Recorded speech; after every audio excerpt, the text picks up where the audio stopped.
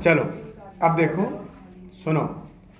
Last में अपन Rutherford का atomic model पढ़ रहे थे, रदरफोर्ड का गोल्ड फॉइल एक्सपेरिमेंट। तो उसने कुछ ऑब्जर्वेशन देखे, फिर उससे कुछ कंक्लूजन निकाला। उसने उसने न्यूक्लियस की रेडियस फाइंड आउट करी, न्यूक्लियस का वॉल्यूम फाइंड आउट करा, न्यूक्लियस की डेंसिटी फाइंड आउट करी। ठीक है, इस तरह से उसने कुछ बातें कैलकुलेट करी। तो यहां से कंक्लूजन ये निकलता है कि डेंसिटी न्यूक्लियस की मास नंबर पर डिपेंड ही नहीं करती। जो वॉल्यूम होता है वो मास नंबर की पावर 1 के प्रोपोर्शनल होता है, और जो रेडियस होती है वो मास का क्यूब रूट के प्रोपोर्शनल होती है, एटॉमिक मास के क्यूब रूट के प्रोपोर्शनल। चलो, इसके बाद में अपन पढ़ रहे थे drawback of Rutherford atomic model. Drawback में रदरफोर्ड ने क्या बोला?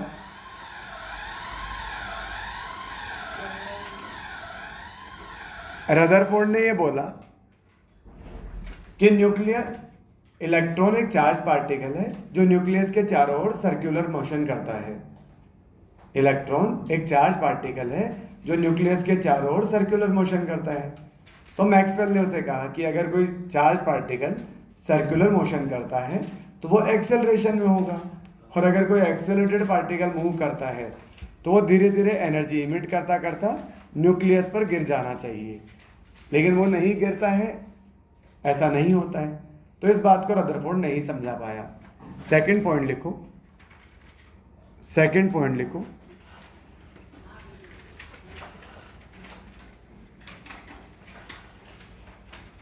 According to Rutherford,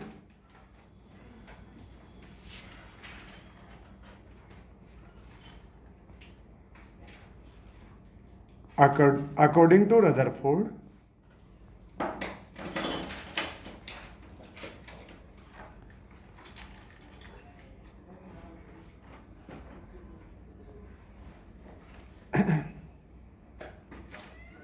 energy spectrum of an atom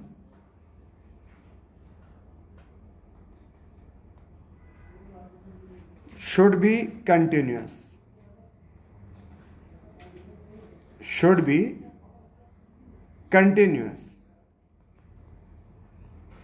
but actually it is discrete. It is discrete or non-continuous. Non-continuous कि जो एनर्जी स्पेक्ट्रम होना चाहिए वो कंटिन्यूस होना चाहिए, बट वो डिस्क्रीट होता है, नॉन कंटिन्यूस होता है। अब इस बात का मीनिंग क्या है, ये बात अपन को जब अपन स्पेक्ट्रम पढ़ेंगे ना तब समझ में आएगा। तो अपन अभी इसके बाद में बोहर का एटॉमिक मॉडल पढ़ेंगे, बोहर के एटॉमिक मॉडल में स्पेक्ट्रम पढ़ेंगे, स्पेक्ट्रम होता क्या है, कैसे आता है, वो सारी बातें पढ़ेंगे अपन, तब ये सेकंड पॉइंट समझ में आएगा। क्लियर है इतना? चलो, अब ये तो थॉमसन का एटॉमिक मॉडल और रदरफोर्ड का एटॉमिक मॉडल था। इसके बाद बोहर का एटॉमिक मॉडल पढ़ने से पहले अपने को 3 टॉपिक पढ़ने पड़ेंगे। एक पढ़ना पड़ेगा प्लैंक्स क्वांटम थ्योरी, फिर पढ़ना पड़ेगा इलेक्ट्रोमैग्नेटिक वेव्स, ठीक है, और एक फोटो इलेक्ट्रिक इफेक्ट। तो आप नेक्स्ट हेडिंग लिखें, नेक्स्ट हेडिंग लिखो Planck's quantum theory, Planck's quantum theory.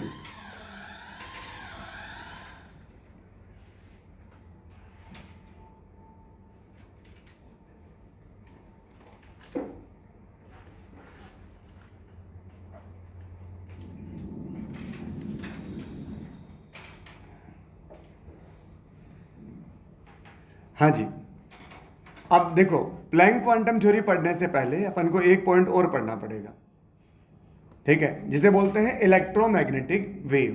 तो नेक्स्ट हेडिंग लिखे आप electromagnetic wave, electromagnetic waves. Electromagnetic waves, और इसे अपन बोलते हैं ईएम वेव्स।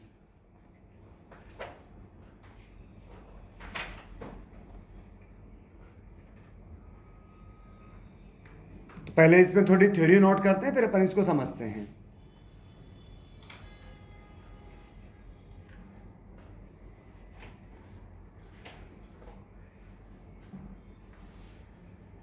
लिखें इसमें electromagnetic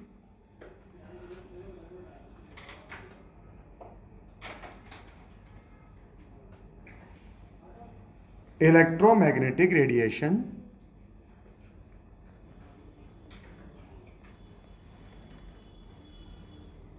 is the energy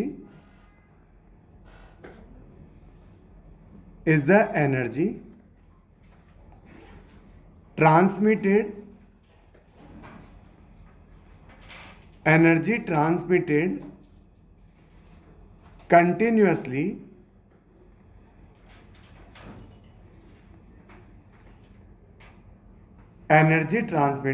continuously from hot body to cold body,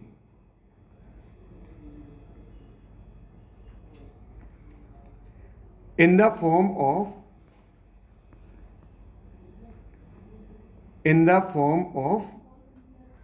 waves।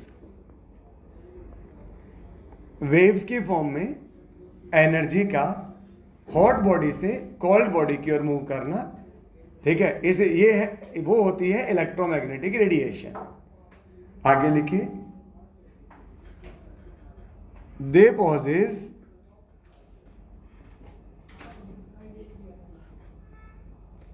both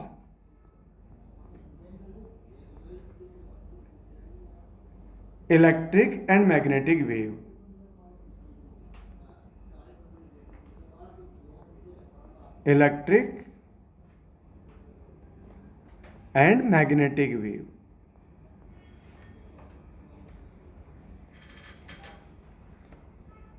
hence they are known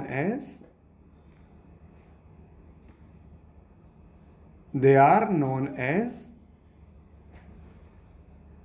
electromagnetic wave।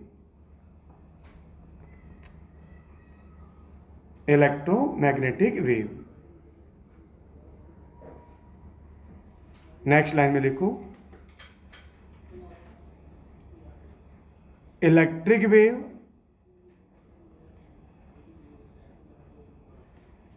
And magnetic wave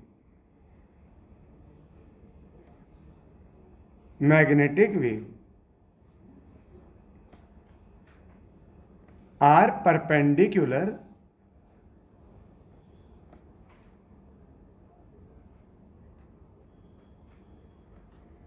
to each other।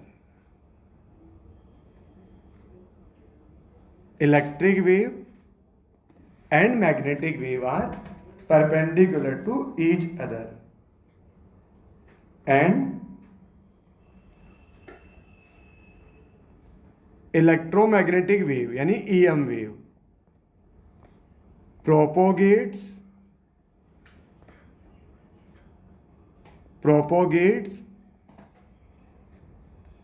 in the perpendicular direction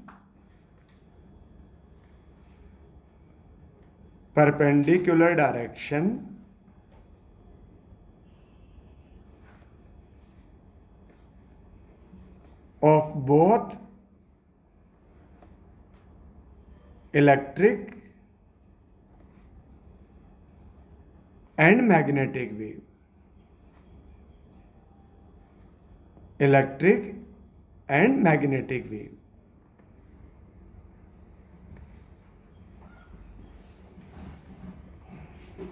next line में लिखो, they are energy waves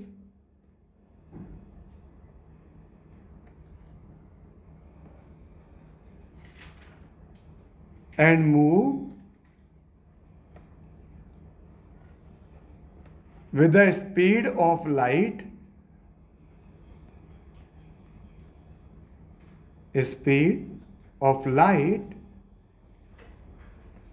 कितनी होती है ये?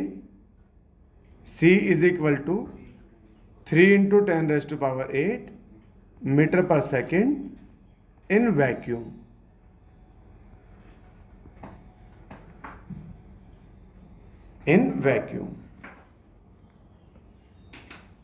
Next point लिखो,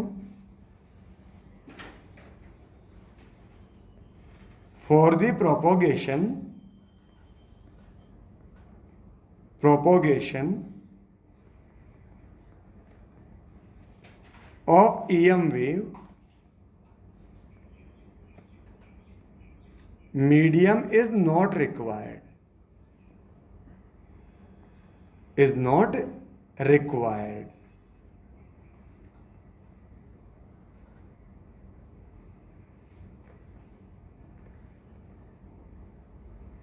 ठीक है, medium is not required. अब मेरी बात समझना, ये सारी बात का क्या मीनिंग है। जैसे मेरे पास में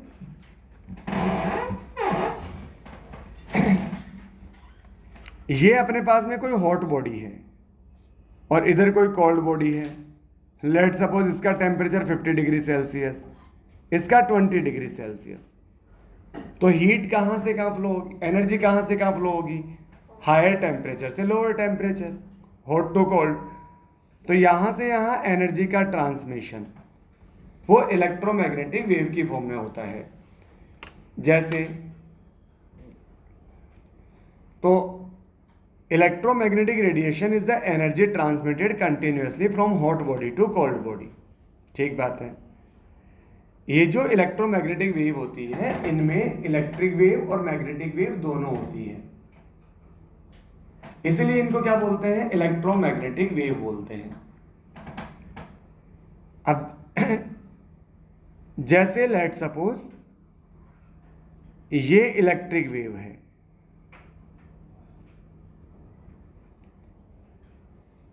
तो ये ऊपर नीचे ऊपर नीचे ऊपर नीचे ऊपर नीचे चल रही है ऐसे।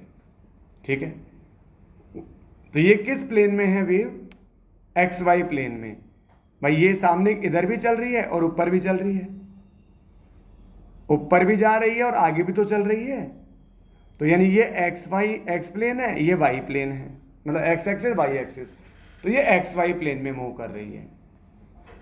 अब ये तो मान लो इलेक्ट्रिक वेव है। अब बात करते हैं मैग्नेटिक वेव की।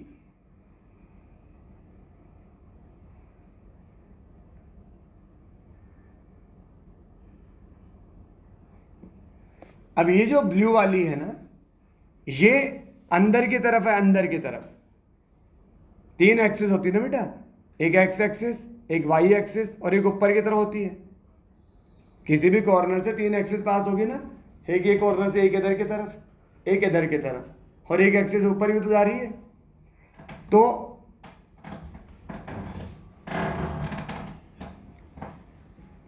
ये एक्स हो गया, ये वाई हो गया, और ये एक्स एक्सिस हो गई राइट साइड में, ये ऊपर की तरफ वाई एक्सिस हो गई।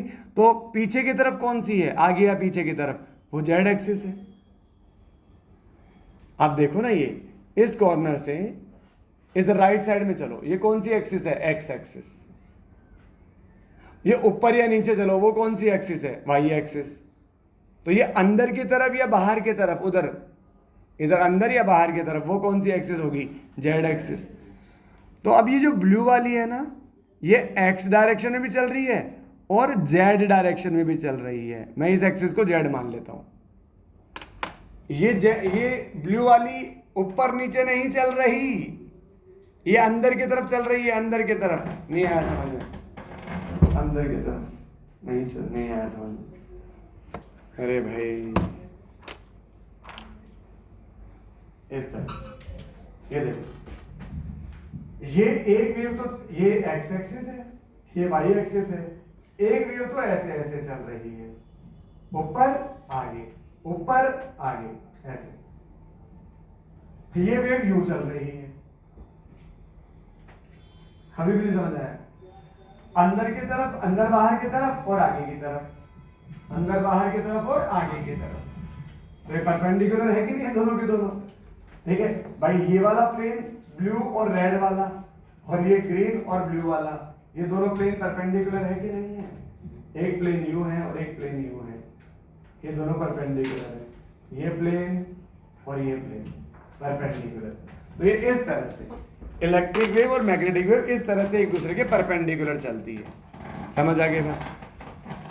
तो जो इलेक्ट्रिक वेव है, मैग्नेटिक वेव है, ये एक दूसरे के परपेंडिकुलर, और जो ठीक है, और इन दोनों से मिलके बनती है इलेक्ट्रोमैग्नेटिक वेव। इलेक्ट्रोमैग्नेटिक वेव की जो डायरेक्शन होगी वो इन दोनों के भी परपेंडिकुलर होगा।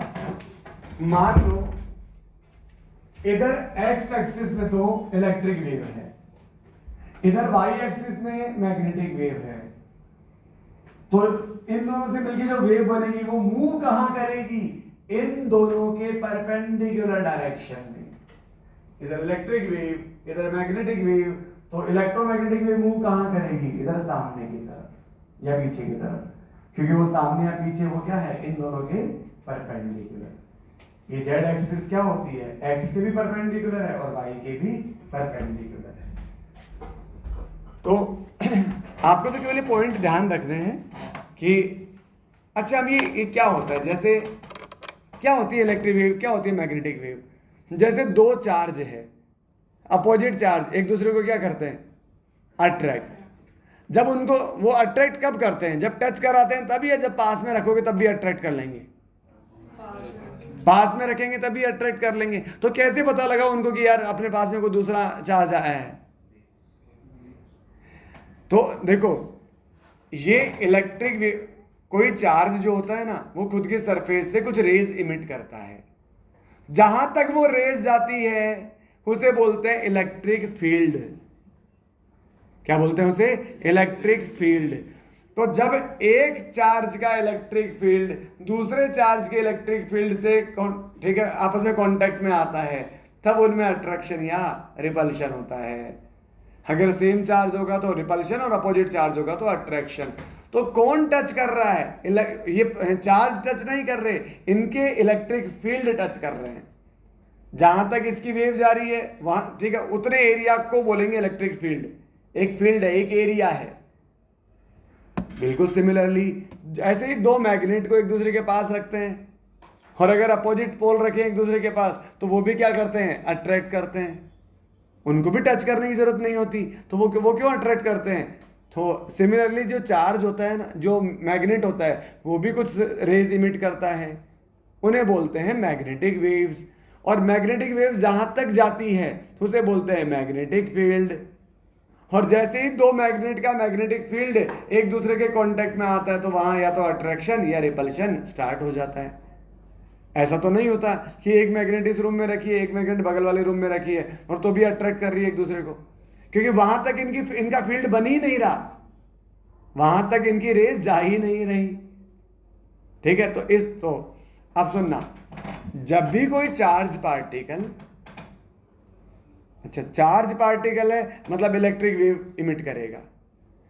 जब भी कोई चार्ज पार्टिकल मोशन में होता है, किस में होता है? मोशन में, तो वो मैग्नेटिक फील्ड भी जनरेट करता है। जब भी कोई चार्ज पार्टिकल मोशन में भी होता है तब वो मैग्नेटिक फील्ड भी जनरेट करता है।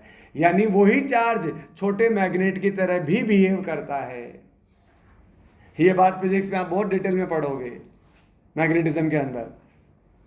ठीक है, तो जब भी कोई चार्ज मूविंग कंडीशन में होता है तो वो इलेक्ट्रिक फील्ड के साथ साथ मैग्नेटिक फील्ड भी जनरेट करता है, इलेक्ट्रिक वेव के साथ साथ मैग्नेटिक वेव भी जनरेट करता है।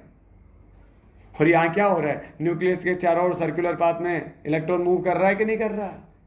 तो वो चार्ज क्या है? मूविंग है, मूविंग, तो वो इलेक्ट्रिक और मैग्नेटिक वेव दोनों बनाएगा। ठीक है, चलो तो अब इन सारी बातों को दोबारा सुनो। Electromagnetic radiation is the energy transmitted continuously, ठीक बात है। They possess both electric and magnetic wave, hence they are known as EM wave. Electric wave and magnetic wave are perpendicular to each other. तो जो electric wave और magnetic wave है वो एक दूसरे के परपेंडिकुलर होती है। और इनका जो मूव करने के ईएम वेव जो मूव करती है वो इलेक्ट्रिक वेव और मैग्नेटिक वेव दोनों के परपेंडिकुलर मूव करती है, दोनों के परपेंडिकुलर। जैसे एक्स एक्सिस में इलेक्ट्रिक वेव है, वाई एक्सिस में मैग्नेटिक वेव है, तो ईएम वेव कहां मूव करेगी? जेड एक्सिस में। क्लियर है? चलो, they are energy wave move with the speed of light in vacuum. ये वैक्यूम में इस स्पीड से मूव करते हैं। अगर किसी मीडियम में मूव करेंगे तो इनकी स्पीड कम हो जाती है। ठीक है। अच्छा, इनके मूवमेंट के लिए वैक्यूम की जरूरत नहीं है, मतलब मीडियम की जरूरत नहीं है। इसका मतलब ये कहीं भी ट्रेवल कर सकती है, वैक्यूम में भी ट्रेवल कर सकती है और मीडियम में भी ट्रेवल कर सकती है। जैसे साउंड वेव है, मैं यहां से कुछ बोल रहा हूं तो वो आप तक तभी पहुंचेगी जब यहां मीडियम होगा। अगर यहां मीडियम ही नहीं है तो मेरी आवाज आप तक पहुंचेगी ही नहीं। तो साउंड वेव के लिए तो क्या चाहिए? मुझे मीडियम चाहिए, लेकिन इनके लिए मीडियम नहीं चाहिए। ठीक है, आगे लिखो। For the propagation of EM wave medium is not required. आगे लिखो।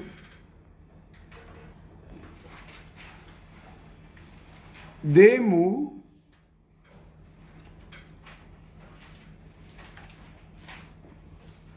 with a different velocity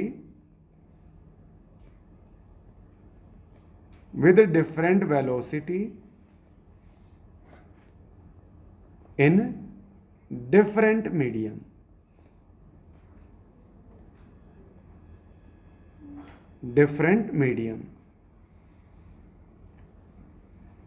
और मीडियम में जो वेलोसिटी होगी ना, ये लेस देन 3 × 10⁸ मीटर पर सेकेंड होगी।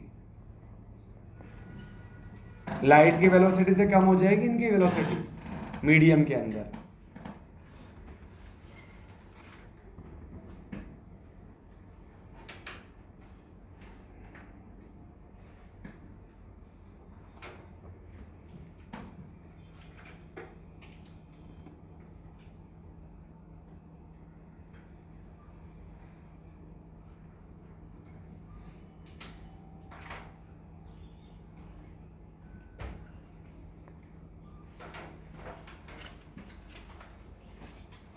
हाँ जी, अब ये मैं एक इलेक्ट्रोमैग्नेटिक वेव बना रहा हूं। सामने ध्यान देना बस। इधर मेरे पास ये टाइम एक्सिस है और इधर मेरे पास डिस्प्लेसमेंट है। डिस्प्लेसमेंट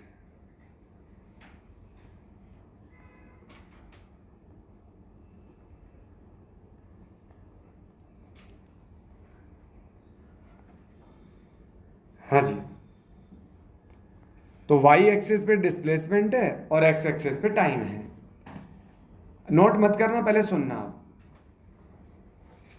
यहां कुछ टर्म्स आती है।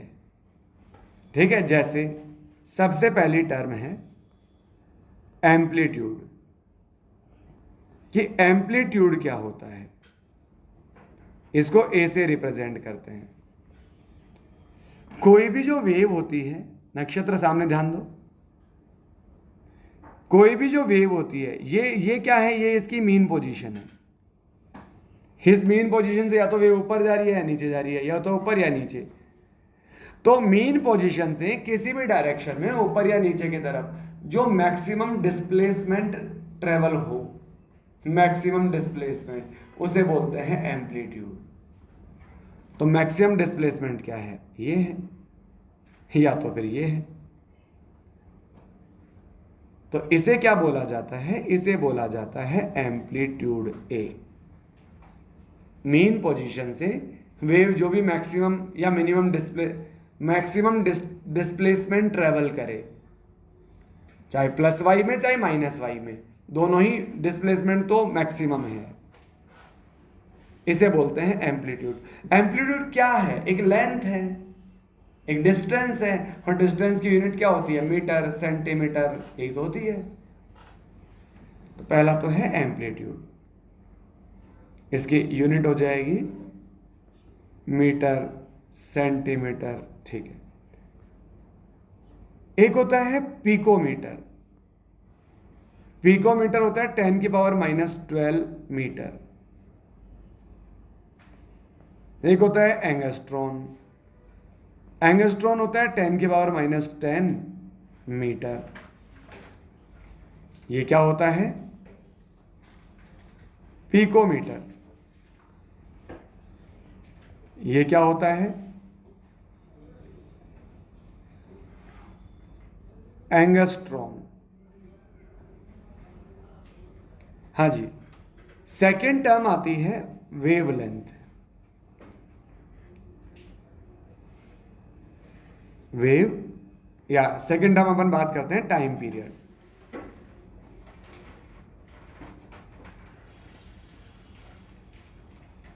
Capital T. देखो वो टाइम जिसके बाद में वेव खुद को रिपीट करना स्टार्ट कर दे उसे बोलते हैं टाइम पीरियड। जैसे यहां से वेव ऊपर गई, खुद के पाथ को रिपीट करना स्टार्ट कर दे, यहां से ऊपर गई, नीचे आई, यहां तक कोई रिपीटेशन नहीं हुआ, लेकिन इसके बाद तो वही पुरानी वेव का रिपीटेशन हो रहा है। अरे वो तो सेम पाथ का रिपीटेशन हो रहा है, यस और नो? तो यहां से यहां तक, यहां से यहां तक आने में जो टाइम लगेगा उसे बोलते हैं टाइम पीरियड। ठीक है? या अगर मैं सर्कुलर पाथ के रेस्पेक्ट में बात करूं तो एक कंप्लीट रोटेशन में जो टाइम लगेगा उसे तो बोलेंगे टाइम पीरियड, क्योंकि एक रोटेशन के बाद तो पाथ रिपीट होना स्टार्ट हो जाएगा। तो पाथ रिपीट हो उससे पहले पहले का टाइम। ठीक है? इसे बोलते हैं टाइम पीरियड। अब ये क्या होता है? मतलब ये भी ये टाइम है, तो टाइम की यूनिट क्या होती है? सेकंड, मिनट, आवर, कुछ भी। ठीक है। थर्ड आता है वेवलेंथ।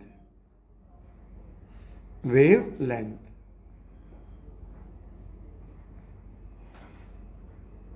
इसे लैम्डा से रिप्रेजेंट करते हैं। लैम्डा।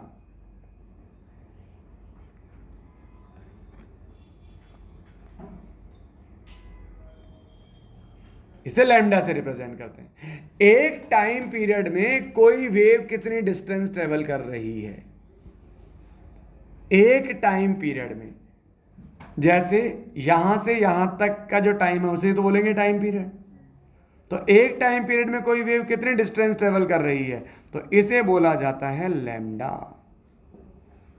यहां से यहां तक जितने डिस्टेंस उसने ट्रेवल करी, क्या बोलेंगे उसे? लैम्डा। जैसे अगर मैं इसके रेस्पेक्ट में बात करूं, एक टाइम पीरियड में कितनी डिस्टेंस ट्रेवल करी उसने? इसके सरकमफ्रेंस के बराबर। अरे सही बात है ना, सरकमफ्रेंस के बराबर ही तो डिस्टेंस ट्रेवल करेगा एक टाइम पीरियड में, तो क्या हो जाएगा? 2πr। तो 2πr बराबर होता है लैम्डा के। ठीक है? एक टाइम पीरियड में जितनी डिस्टेंस ट्रेवल करे उसे बोलते हैं वेवलेंथ। समझ आ गई बात? ठीक है, तो आप ये नोट करें इतना।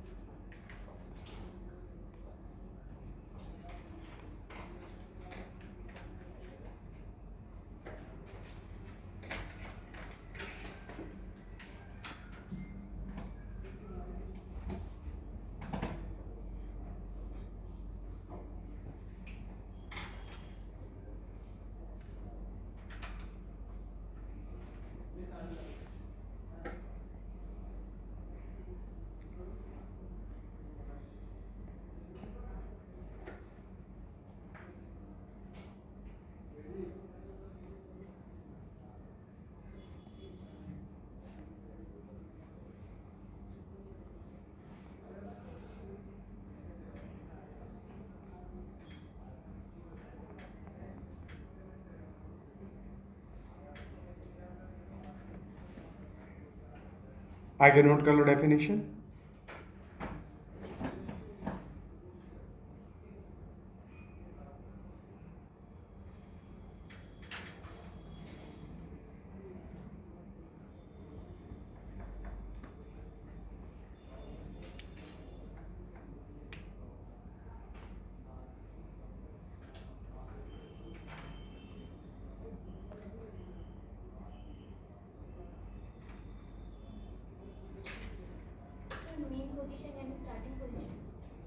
नहीं नहीं, मीन मतलब बीच वाली पोजीशन, ये बीच वाली पोजीशन, यहाँ से कितना मैक्सिमम ऊपर जाता है या कितना मैक्सिमम नीचे की तरफ आता है, उसे बोलते हैं amplitude, x axis.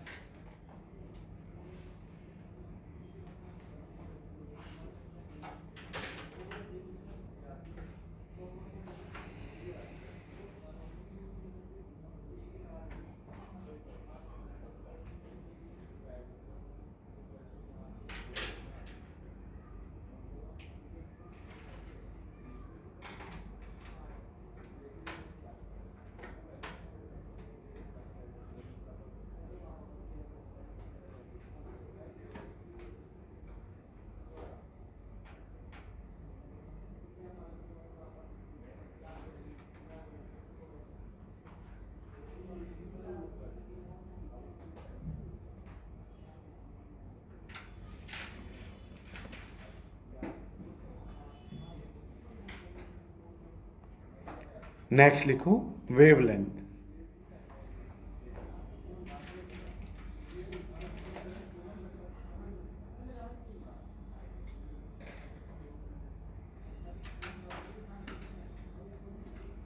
Distance travelled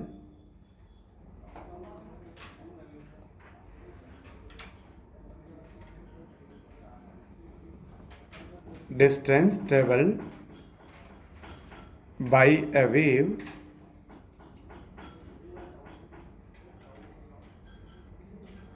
in single time period, in single time period, एक टाइम पीरियड में जितनी डिस्टेंस ट्रेवल करे।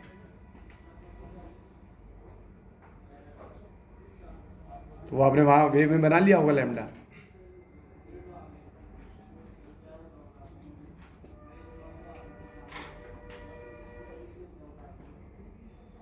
यहां से यहां तक का एक टाइम पीरियड है, इस टाइम पीरियड में इसने कितनी डिस्टेंस चली, लैम्डा। तो बताओ मुझे ये वाली डिस्टेंस कितनी हो जाएगी, ये वाली, ये लैम्डा बाई 2 हो जाएगी।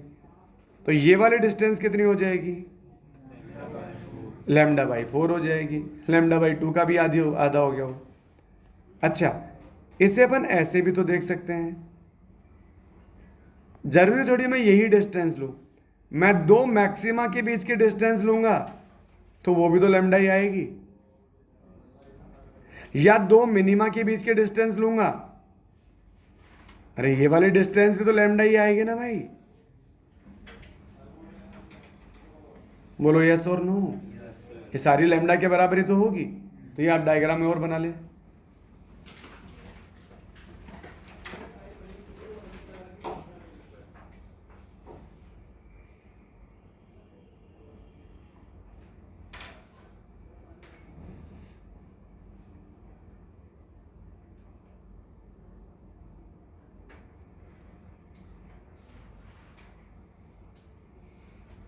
ठीक है, चलो। Distance travelled by a wave in a single time period, इसके बाद में आता है, अच्छा इसकी यूनिट क्या हो जाएगी, और वही डिस्टेंस तो मीटर, सेंटीमीटर, पिकोमीटर, वही सब कुछ, नैनोमीटर, एंगस्ट्रॉन। नैनो का मतलब क्या होता है, 10⁻⁻⁹। फोर्थ होता है फ्रीक्वेंसी।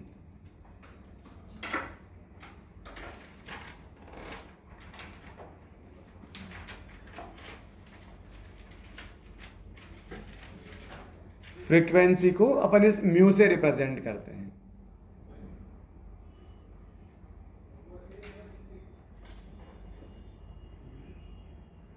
Mu mu. अरे वो जो सीनरी बनाते चिड़िया बनाते हैं ना उसमें वैसा है, थोड़ा टेढ़ा सा वी, ऐसे।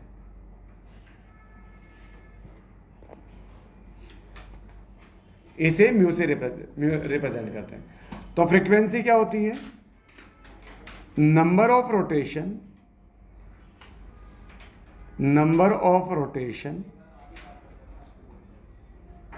पर second per unit time. Number of rotation per unit time. किसी यूनिट टाइम के अंदर कितने रोटेशन करें।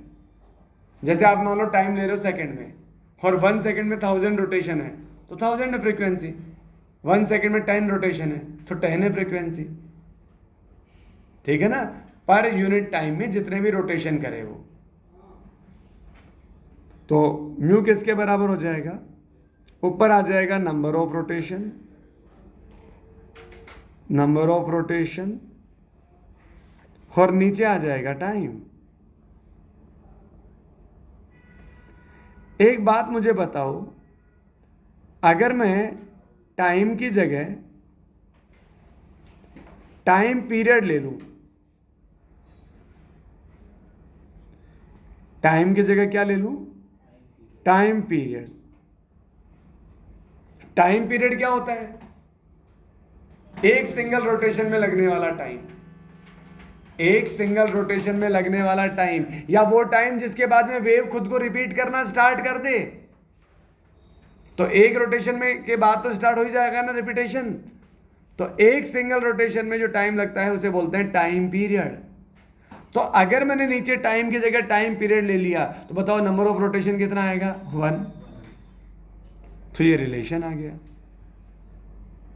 फ्रीक्वेंसी और टाइम पीरियड में रिलेशन आ गया। Frequency is equal to 1 upon time period. Note कर ले बेटा।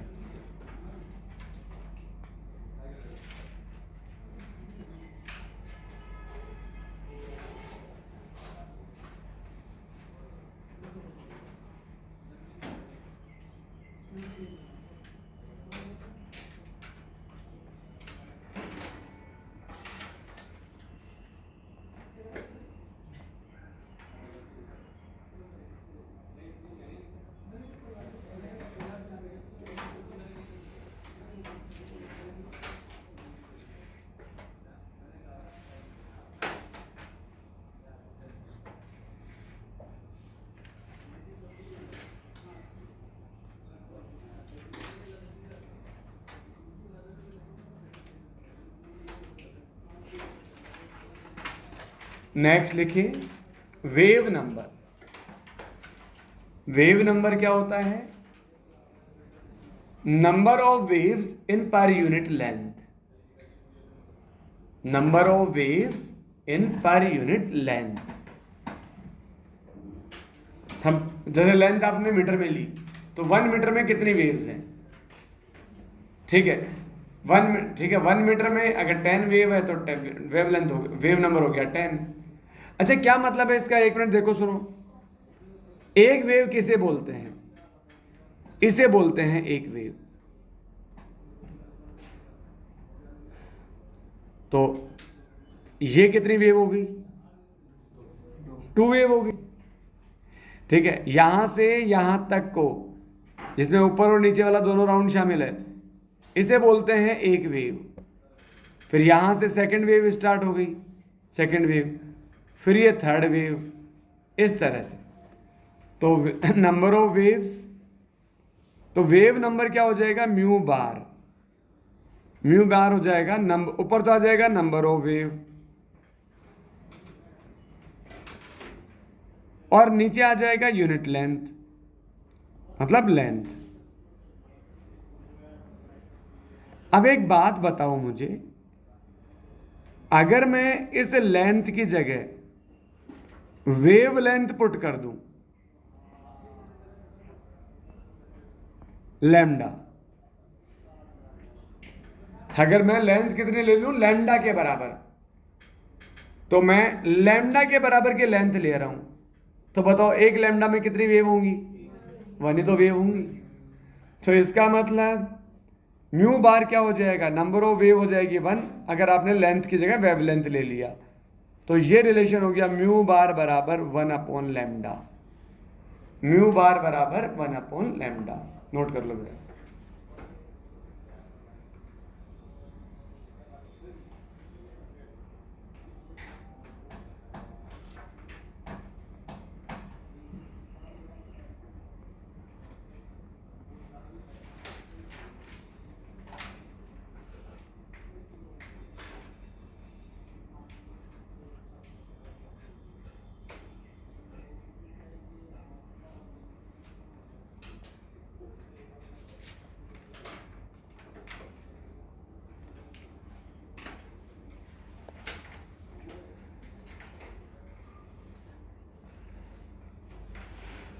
हाँ जी,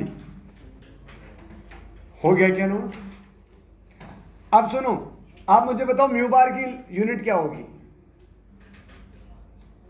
यूनिट ऑफ म्यू बार, अरे मीटर इनवर्स, सेंटीमीटर इनवर्स। अरे समझ गए ना, जो वेवलेंथ की है उसका रिवर्स इनवर्स आ जाएगा। तो 1/मीटर, तो ऊपर जाएगा तो क्या बनेगा, मीटर इनवर्स। 1/सेंटीमीटर, तो क्या बनेगा, सेंटीमीटर इनवर्स। अच्छा, फ्रीक्वेंसी की यूनिट तो लिखी नहीं अपन ने, इसकी यूनिट क्या हो जाएगी? यूनिट, इसकी यूनिट होती है रोटेशन पर मिनट, रोटेशन पर सेकेंड, रोटेशन पर मिनट, और ये जो होता है ना आरपीएस, रोटेशन पर सेकेंड, इसे ही क्या बोलते हैं, हर्ट्ज बोलते हैं इसे ही। रोटेशन पर सेकेंड को ही हर्ट्ज बोलते हैं।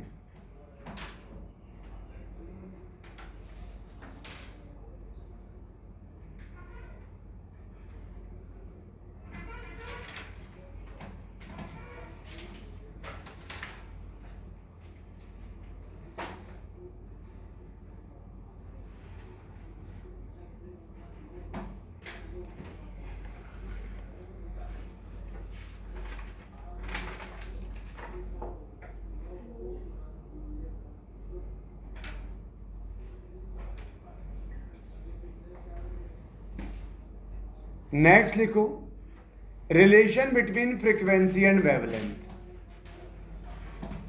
Relation between frequency and wavelength. तो ये रिलेशन होता है म्यू बराबर c/λ। म्यू बराबर c/λ।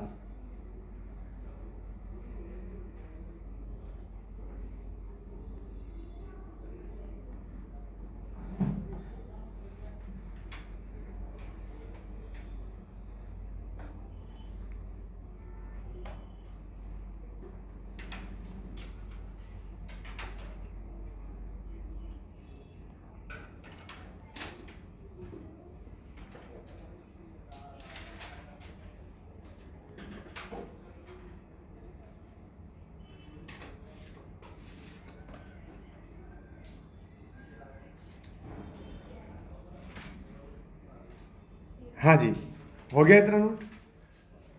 नेक्स्ट पॉइंट आता है इलेक्ट्रोमैग्नेटिक स्पेक्ट्रम। इलेक्ट्रोमैग्नेटिक स्पेक्ट्रम, जिन वेव्स की वेवलेंथ, अब नोट मत करना, अब पहले सुनना।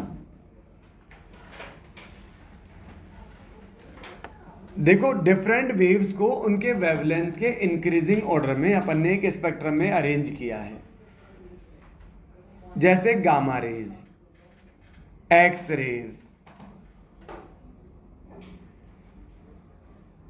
एक्सरे के बारे में अगर आपने एनसीईआरटी पढ़ी हो ना, तो नहीं तो पढ़ोगे तब देखना कि जब इसकी डिस्कवरी हुई थी तब किसी को इसका नाम नहीं पता था, तो उन्होंने बोला एक्सरे, और आज तक उसका नाम एक्सरे ही चला आ रहा है। ठीक है, तो जैसे पहले हम 10th 12th में थे ना, तब उस समय एक नया पैटर्न चला था एग्जाम का। मतलब कि पहले उसमें 20 क्वेश्चंस वो भी आते थे, सिंगल चॉइस वाले, ऑप्शन वाले अभी भी आते हैं क्या?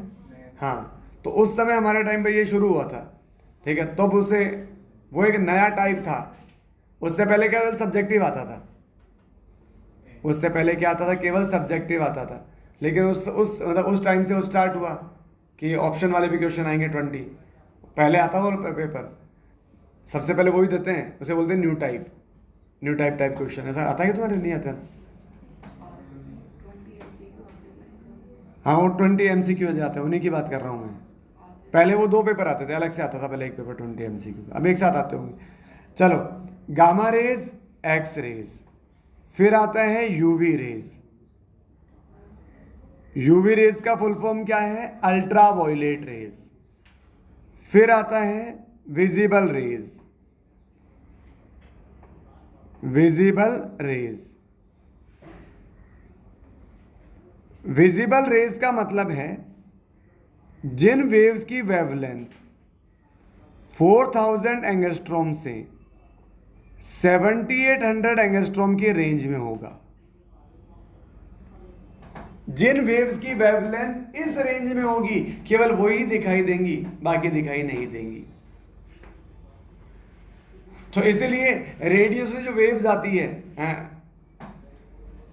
इसलिए जैसे जो सिग्नल्स होते हैं टावर से जो रेंज आती है, ठीक है, जैसे अपन मोबाइल वर्क करते हैं, टावर से जो रेंज आती है वो उन्हें रेडियो वेव्स बोलते हैं, वो दिखाई नहीं देती, ठीक है। तो उन्हें क्योंकि उनकी वेवलेंथ इस रेंज में नहीं होती। एक्सरे दिखाई नहीं देती क्योंकि यूवी दिखाई नहीं देती क्योंकि उसकी रेंज इनके बाहर होती है। तो वही वेव्स दिखाई देंगी जिनकी वेवलेंथ इस रेंज के अंदर होंगी, ठीक है। हाँ जी। इसके बाद में आता है आईआर। आईआर सुना है आपने? इंफ्रारेड, ठीक है, इंफ्रारेड रेज या वेव्स।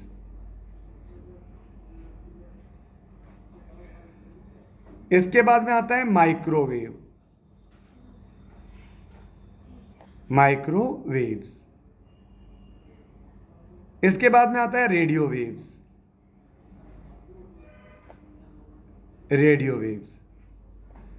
इधर से इधर जाने पर लैम्डा इंक्रीज होता है। क्या इंक्रीज होता है? लैम्डा। लैम्डा क्या होता है? वेवलेंथ, वेव की लेंथ। अच्छा, लैम्डा और फ्रीक्वेंसी क्या होता है एक दूसरे के? Inversely proportional. अगर लैम्डा इंक्रीज होगा तो फ्रीक्वेंसी क्या हो रहा होगा? डिक्रीज हो रहा होगा। तो ये नोट कर लें आप, ये ईएम स्पेक्ट्रम है।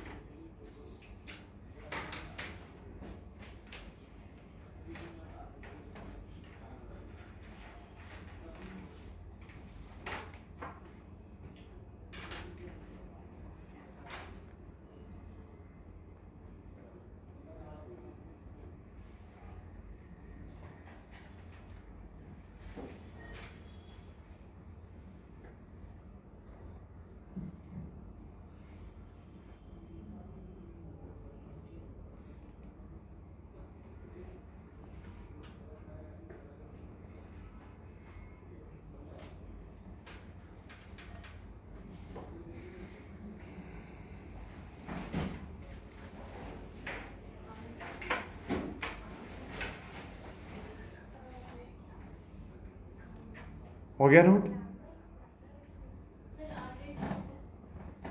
आर नहीं, गामा है, gamma rays. Gamma rays, X rays, ultraviolet, visible, infrared,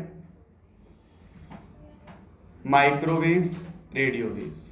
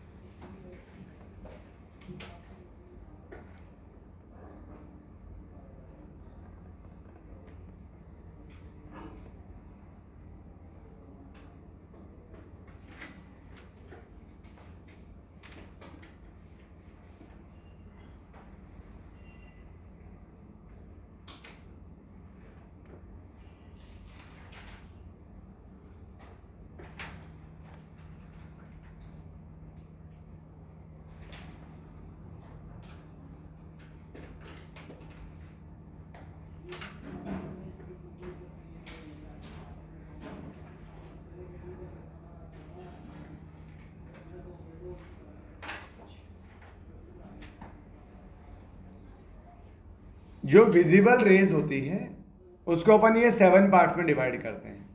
VIBGYOR, ये तो शायद सुना हो आपने। Violet, indigo, blue, green, yellow, orange और रेड। रेड कलर की वेवलेंथ का सबसे ज्यादा होती है। इसका मीनिंग समझते हो? रेड कलर की वेवलेंथ मतलब उसकी वेव की लेंथ बहुत ज्यादा है, मतलब रेड कलर बहुत दूर से दूर तक जाती है। दूर तक जाती है मतलब दूर से विजिबल होती है। इसीलिए ज्यादातर साइन बोर्ड अगर आपने देखे हो तो रेड कलर के बने होते हैं। ठीक है, नोट करो। अब आप गौर करोगे इस बात पे, साइन बोर्ड्स अब आप देखोगे।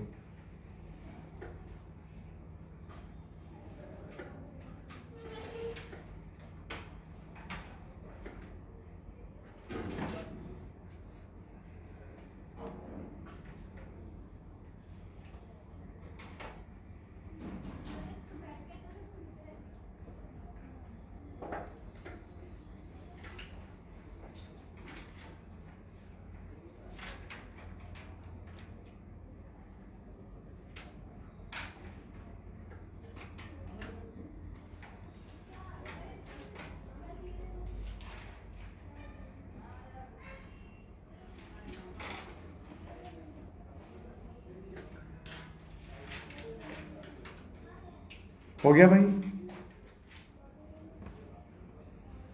चलो अब आगे कुछ पॉइंट्स लिखो। सम ऑफ द प्रॉपर्टीज, लिखो आगे। Some of the phenomena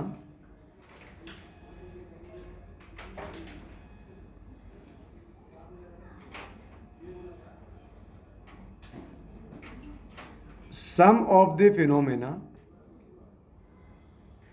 of light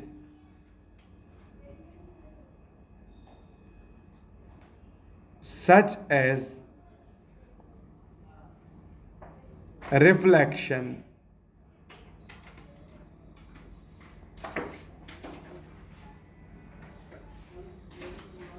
refraction, etc.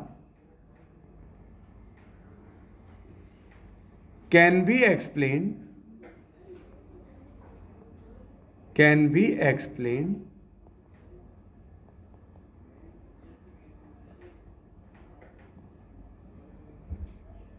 by wave nature of light, by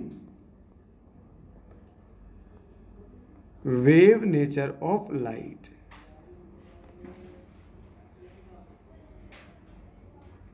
light या radiation.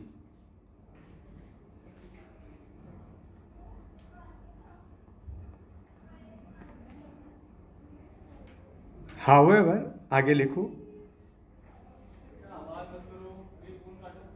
However following observation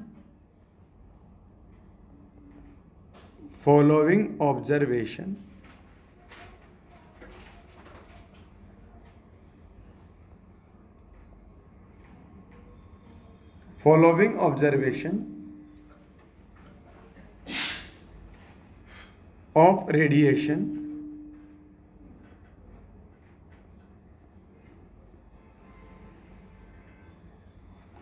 could not explained by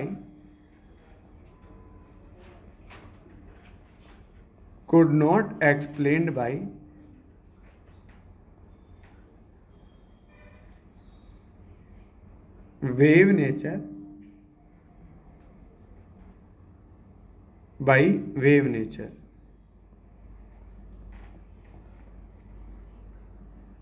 पहला है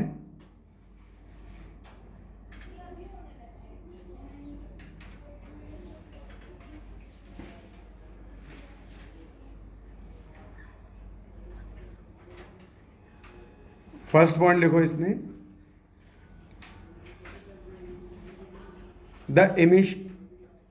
the nature of emission,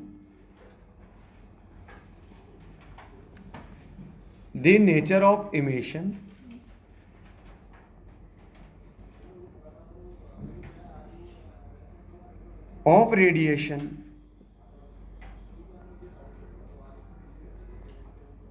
the nature of emission of radiation from hot bodies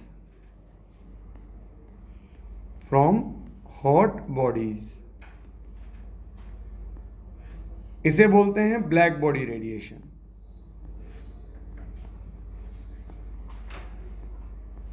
black body radiation. Second लिखो, photo electric effect. Photo electric effect. Third लिखो, line spectra या line spectrum of atoms.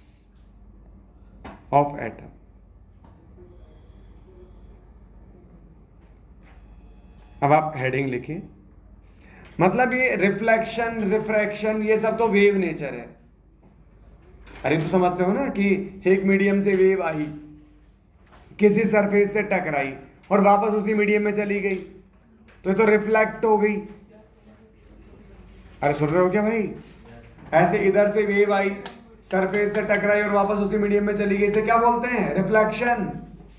और इस medium से wave आई और दूसरे medium में चली गई, उसे क्या बोलते हैं? रिफ्रैक्शन। तो ये जो वेव, ये जो नेचर होता है, इसे क्या बोलते हैं? Wave nature. तो ये बातें तो वेव नेचर से समझा सकते हैं, लेकिन किसी हॉट बॉडी से रेडिएशन निकल रही है, उसे वेव नेचर से नहीं समझा सकते। फोटो इलेक्ट्रिक इफेक्ट है, ये लाइन स्पेक्ट्रा है, इनके बारे में पढ़ेंगे अपन, ये क्या होते हैं। सबसे पहला अपन पढ़ेंगे black body radiation. Next heading लिखो, ब्लैक बॉडी रेडिएशन।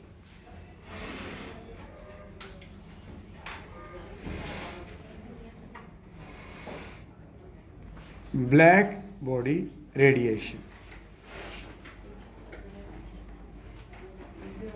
हेडिंग लिखो, black body radiation.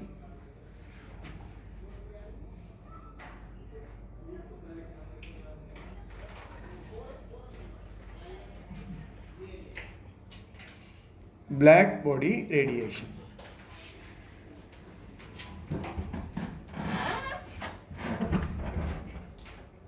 Black body radiation. आप सुनो, आपने कभी वो देखा है, वो ऐसे वो रोड के किनारे वो गाड़ियां, लोहार जो होते हैं, वो उस लोहे को गर्म करते रहते हैं। कभी आयरन रोड को गर्म करते हुए देखा आपने उनको? अगर आयरन रोड को गर्म करते हुए देखा तो वो सबसे पहले रेड हो जाती है। गर्म करते ही सबसे पहले वो रेडिश होती है, ठीक है। फिर जब उसको और ज्यादा गर्म करते हैं, ठीक है, फिर वो ऑरेंज, ग्रीनिश। मतलब जैसे जैसे अपन उसका टेम्परेचर इंक्रीज करते जाते हैं, टेम्परेचर, वैसे वैसे उसमें एनर्जी बढ़ती जाती है और वो हाई एनर्जी की वेव्स इमिट करने लगता है। यानी एनर्जी और लैम्डा, एनर्जी और वेवलेंथ एक दूसरे के रेसिप्रोकल होता है। जिस वेव की वेवलेंथ ज्यादा है उसकी एनर्जी कम होती है, और जिस रे की एनर्जी वेवलेंथ ज्यादा है उसकी एनर्जी कम होती है। दोबारा सुनो मैं क्या कर रहा हूं। जब एक आयरन रोड को हीट करते हैं तो सबसे पहले वो रेडिश हो जाती है। तो सबसे पहले मतलब अभी तो आप हीट कर ही रहे हो, अभी तो उसका टेम्परेचर कम ही है। तो जब अपन ने उसे हीट किया तो गर्म हुई, उसमें एनर्जी आई। अब वो क्या करेगी? रेज इमिट करेगी। और वो जो रेज इमिट कर रही है, सबसे पहले वो रेड कलर की रेज इमिट कर रही है, तभी तो उसका कलर रेज रेड दिखता है अपन को। अपन को कोई चीज दिखती कैसे है? कोई चीज दिखती ऐसे है कि उस चीज से अगर मान लो कोई वेव उससे आई, सन रेज आई और उसे टकराई, टकरा कर वहां से रिफ्लेक्ट होकर अपनी आईज में आई, तो अपने को रिफ्लेक्टेड वेव की हेल्प से वो चीज दिखाई देती है। नहीं समझ आ रही बात आपकी? रेज आती है, अंधेरे में चीजें क्यों नहीं दिखाई देती? वो रेड तो वहीं वहां अंधेरे में भी है ना वो चीज, तो क्योंकि कोई रेज ही नहीं आ रही जो रिफ्लेक्ट होकर अपनी आईज में आए। तो सब जब उसको हीट करते हैं तो वो सबसे पहले रेड कलर का होता है। फिर तो शुरू में टेम्परेचर उसका क्या है, कम है।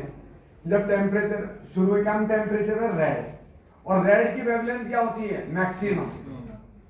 तो जब टेम्परेचर कम है तो मैक्सिमम वेवलेंथ दिखाई दे रही है आपको। फिर आपने और हीट किया, और टेम्परेचर बढ़ाया, तो और टेम्परेचर बढ़ाओगे तो धीरे धीरे उसकी वेवलेंथ कम होती जाएगी। यानी आपके पास जो विब्ग्योर का ऑर्डर था ना अभी, सबसे पहले जब टेम्परेचर कम था तो कम एनर्जी की वेव्स दिखेगी आपको। लीस्ट एनर्जी किसकी है, रेड की, और मैक्सिमम किसकी है, वॉयलेट की। तो शुरू में टेम्परेचर कम था तो उसका कलर रेड आएगा, फिर ऑरेंज आएगा, फिर येलो आएगा, फिर ग्रीन आएगा, क्योंकि धीरे धीरे आप गर्म करते जा रहे हो, धीरे धीरे उसका टेम्परेचर बढ़ता जा रहा है। और टेम्परेचर बढ़ने पर वेवलेंथ क्या, लैम्डा क्या होता है, कम, और एनर्जी बढ़ती है। टेम्परेचर क्या होता है, एनर्जी तो होती है। हाई टेम्परेचर मतलब हाई एनर्जी। तो टेम्परेचर बढ़ाने पर धीरे धीरे अपन मोर एनर्जी की ओर शिफ्ट होंगे। किसकी ओर, मोर एनर्जी की ओर। ठीक है, तो आप लिखें इसमें क्या हो गया प्रज्ञा,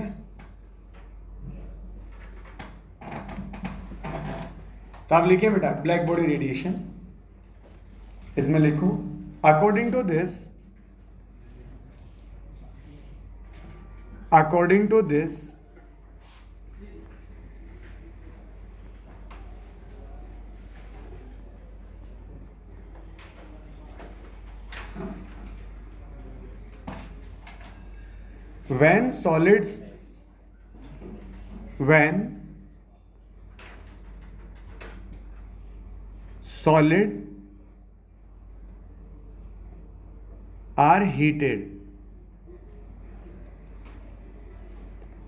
when solids are heated, they emit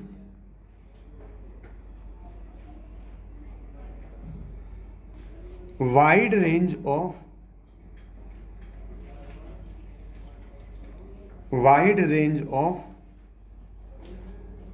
wavelength. They emit wide range of wavelength. For example,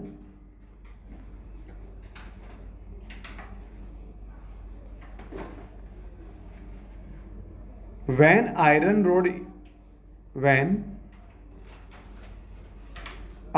rod is heated,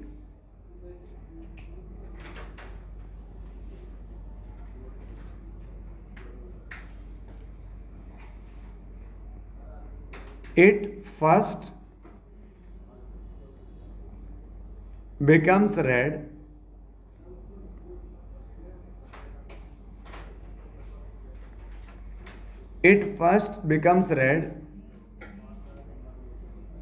and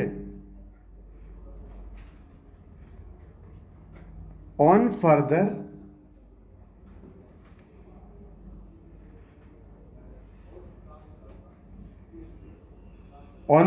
high temperature,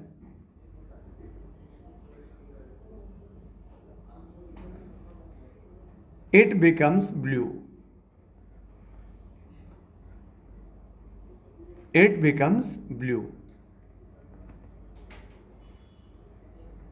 next लिखो, नेक्स्ट लाइन में, it means at high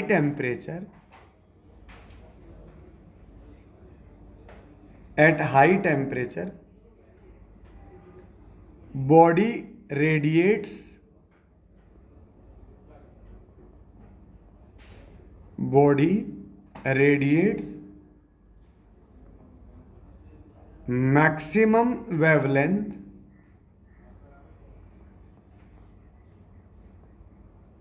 maximum wavelength of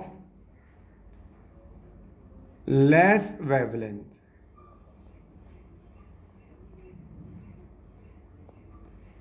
Maximum waves of less wavelength.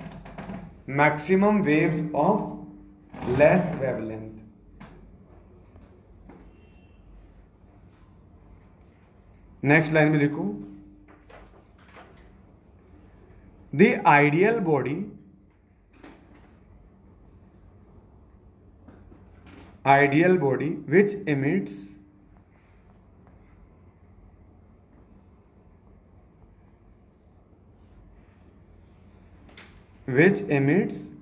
and absorbs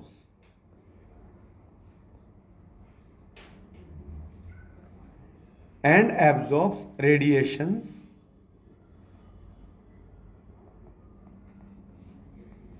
of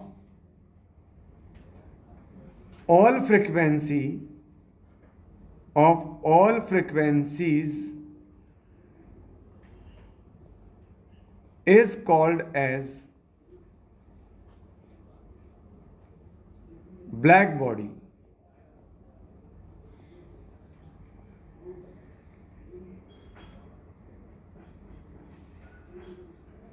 And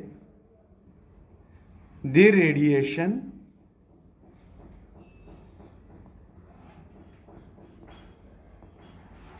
emitted by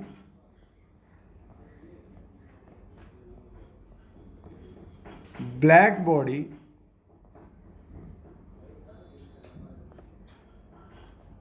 is called as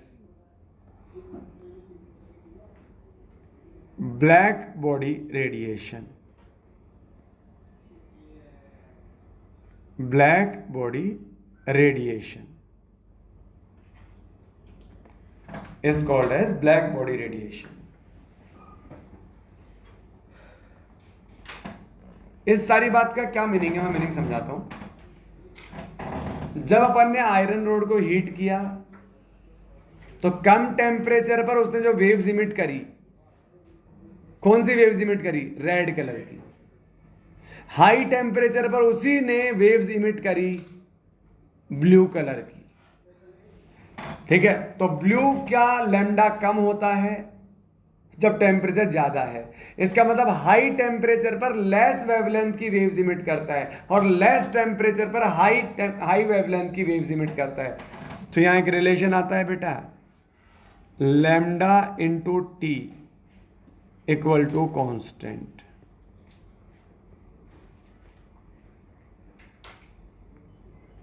lambda into T is equal to constant, या lambda T is equal to constant.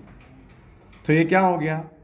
Temperature proportional to 1 lambda. Note कर लो भाई।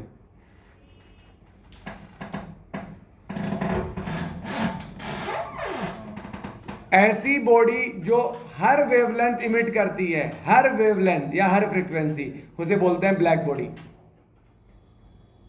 ऐसी body जो हर value की wavelength emit करती है उसे बोलते हैं black body.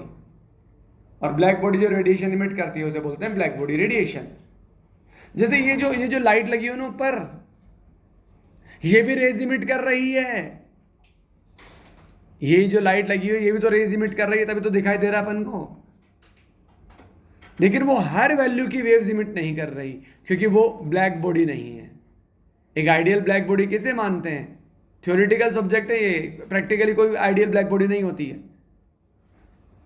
Ideal black body किसे बोलते हैं? जो हर वैल्यू की वेवलेंथ, हर वैल्यू की वेवलेंथ इमिट करे। जैसे 1 एंगस्ट्रॉम, 2 एंगस्ट्रॉम, 3 एंगस्ट्रॉम, 4 एंगस्ट्रॉम, सब इमिट करे। ऐसी कोई बॉडी है ही नहीं। ठीक है, तो इसलिए हर वैल्यू की या हर एनर्जी की वेव्स इमिट नहीं होती।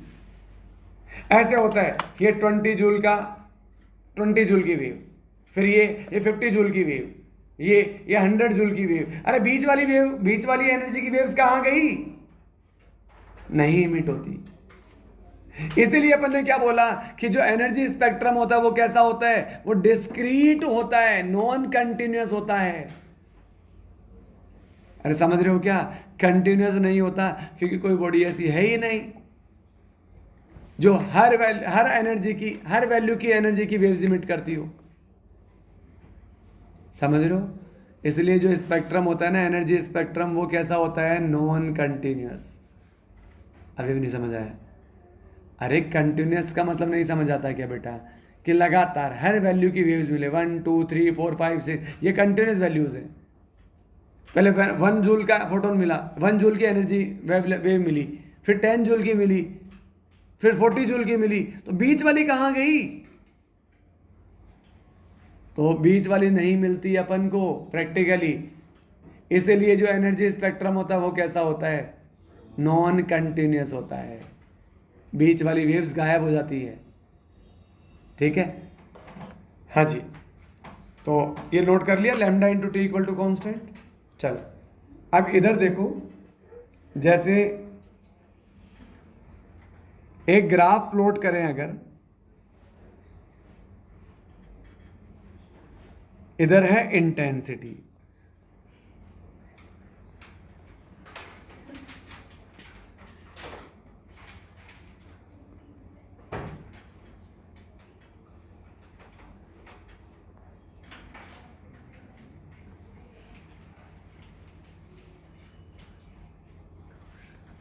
ये क्या हो रहा है,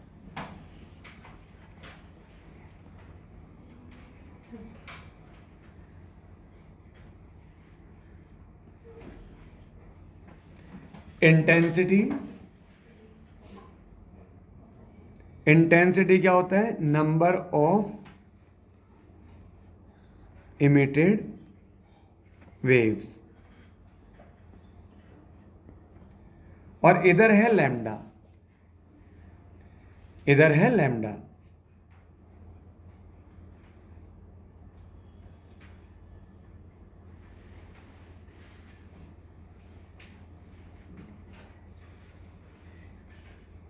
चलो अगर इसका टेम्परेचर T1 है और इसका टेम्परेचर T2 है, तो आप मुझे थोड़ा सा कॉमन सेंस से बताओ कि इन दोनों में कौन सा टेम्परेचर ज्यादा है।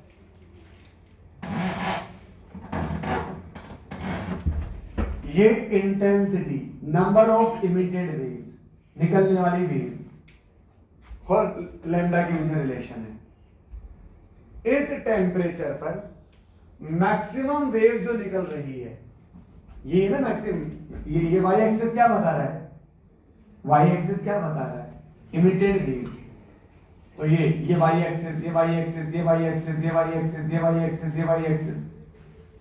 तो बेटा जी इस T1 टेम्परेचर पर मैक्सिमम वेव जो इमिट हो रही है वो हाई वेवलेंथ की है, और इस T2 टेम्परेचर पर मैक्सिमम वेव जो इमिट हो रही है वो लेस वेवलेंथ की है। इधर वेवलेंथ कम है, धीरे धीरे वेवलेंथ बढ़ रहा है इधर जाने पर। तो यहां इस सेकंड वाली वेव का देखो, मैक्सिमम वेव यहां इस वेवलेंथ की है, और यहां मैक्सिमम वेवलेंथ जो इमिट हो रही है वो इस वेवलेंथ की है। तो हाई वेवलेंथ की वेव किस केस में इमिट हो रही है, पहले T1 में या T2 में, T1 में, T1 में हाई वेवलेंथ इमिट हो रहा है, हाई वेवलेंथ T1 में। अरे ये हाई है ना ये वाला यार, तो T1 में, T1 टेम्परेचर पर हाई वेवलेंथ, मतलब हाई वेवलेंथ कब इमिट होगा, जब T1 ज्यादा होगा कि कम होगा, कम होगा। तो हाई वेवलेंथ जब होगा तो टेम्परेचर क्या होगा उसका, कम। तो यहां आ जाएगा T1 is less than T2, note कर लेंगे।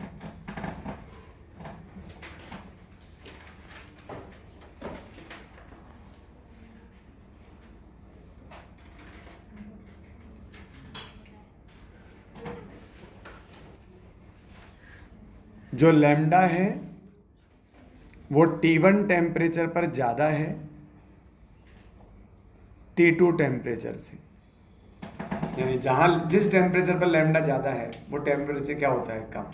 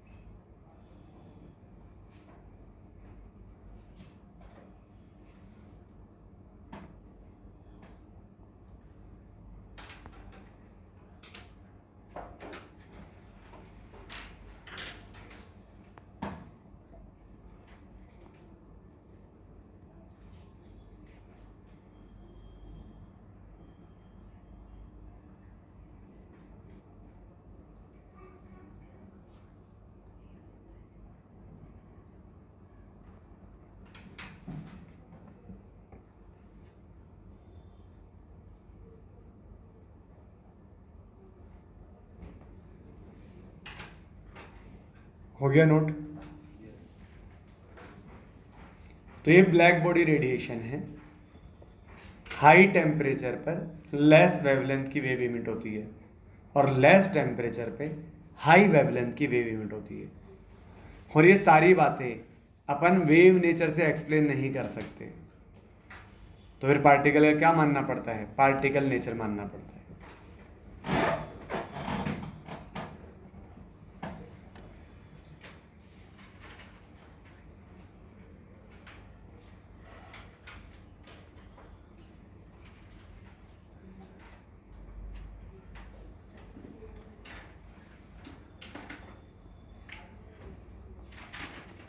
तो आप लिखिए आगे, the above experiment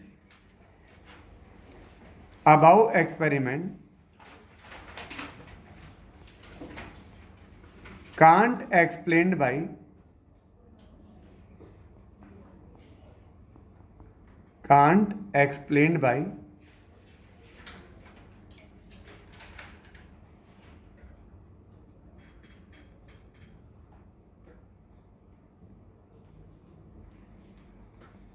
wave nature.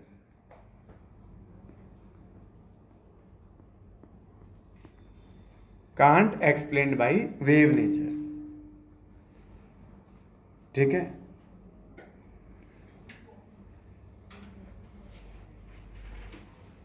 Next लिखो Planck's quantum theory. Planks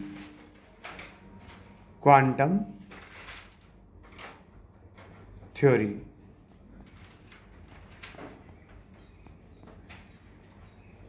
planks quantum theory.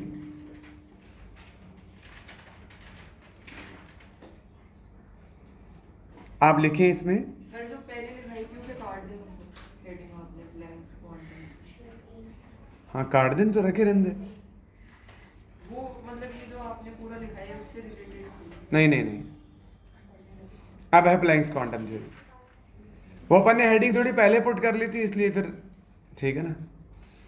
ये है प्लैंक्स क्वांटम थ्योरी। तो आप लिखो इसमें फटाफट, Planck suggested that Planck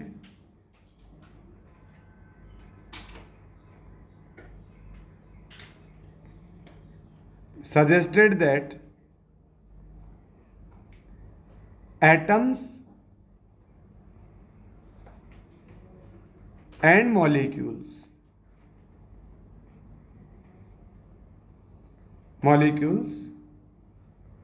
could emit or absorb energy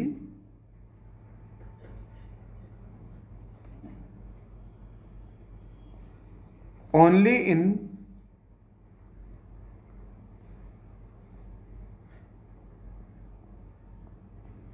discrete quantities.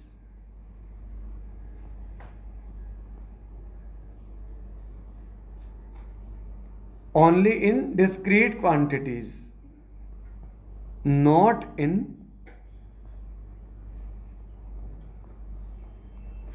continuous manner.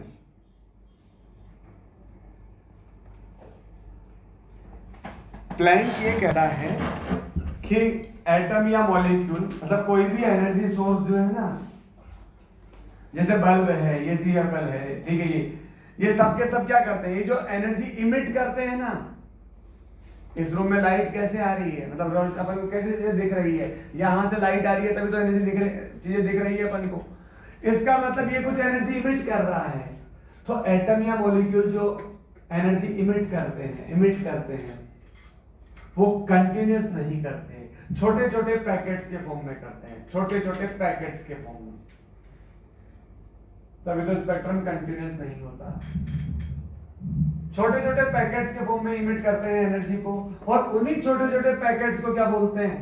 Photon, या उन्हें ही बोलते हैं क्वांटम, या शॉर्ट में क्वांटम। कोई भी हॉट बॉडी जो एनर्जी इमिट करेगी वो एनर्जी कंटिन्यूस नहीं कर सकती, वो ठीक है, वो एनर्जी के छोटे छोटे पैकेट्स रिलीज करती है, छोटे छोटे पैकेट्स, ठीक है। उन छोटे छोटे पैकेट्स को क्या बोलते हैं? उन्हें बोलते हैं फोटोन या क्वांटा। तो आप लिखें इसमें आगे। आपको कंटिन्यूस इसलिए नजर आ रही है क्योंकि वो एक के बाद एक के बाद एक के बाद एक के बाद एक निकले जा रहे हैं वहां से, तो हमें बीच में से लगना तो चाहिए। अरे उनकी फ्रीक्वेंसी इतनी हाई है, उनकी फ्रीक्वेंसी इतनी हाई है कि अब उनको ब्रेक फॉर्म में नजर नहीं आते, ठीक है। तो आप लिखें, Planck suggested that atom and molecule could emit energy only in discrete quantity, not in continuous manner, ठीक है। आगे लिखो, energy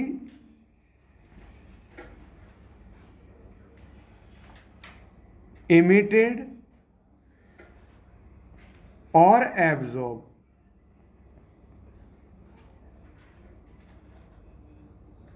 will be in the form of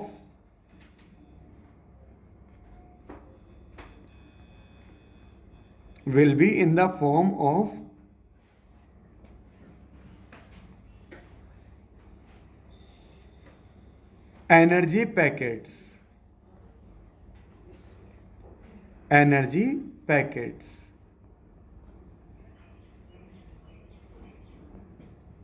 which are known as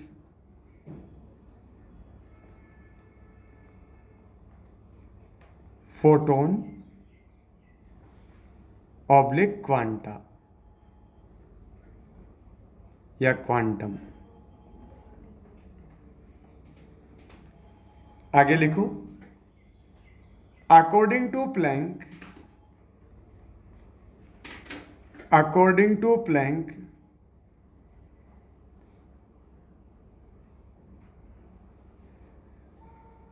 energy of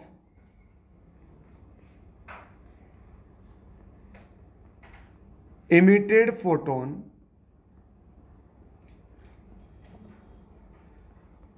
is directly proportional to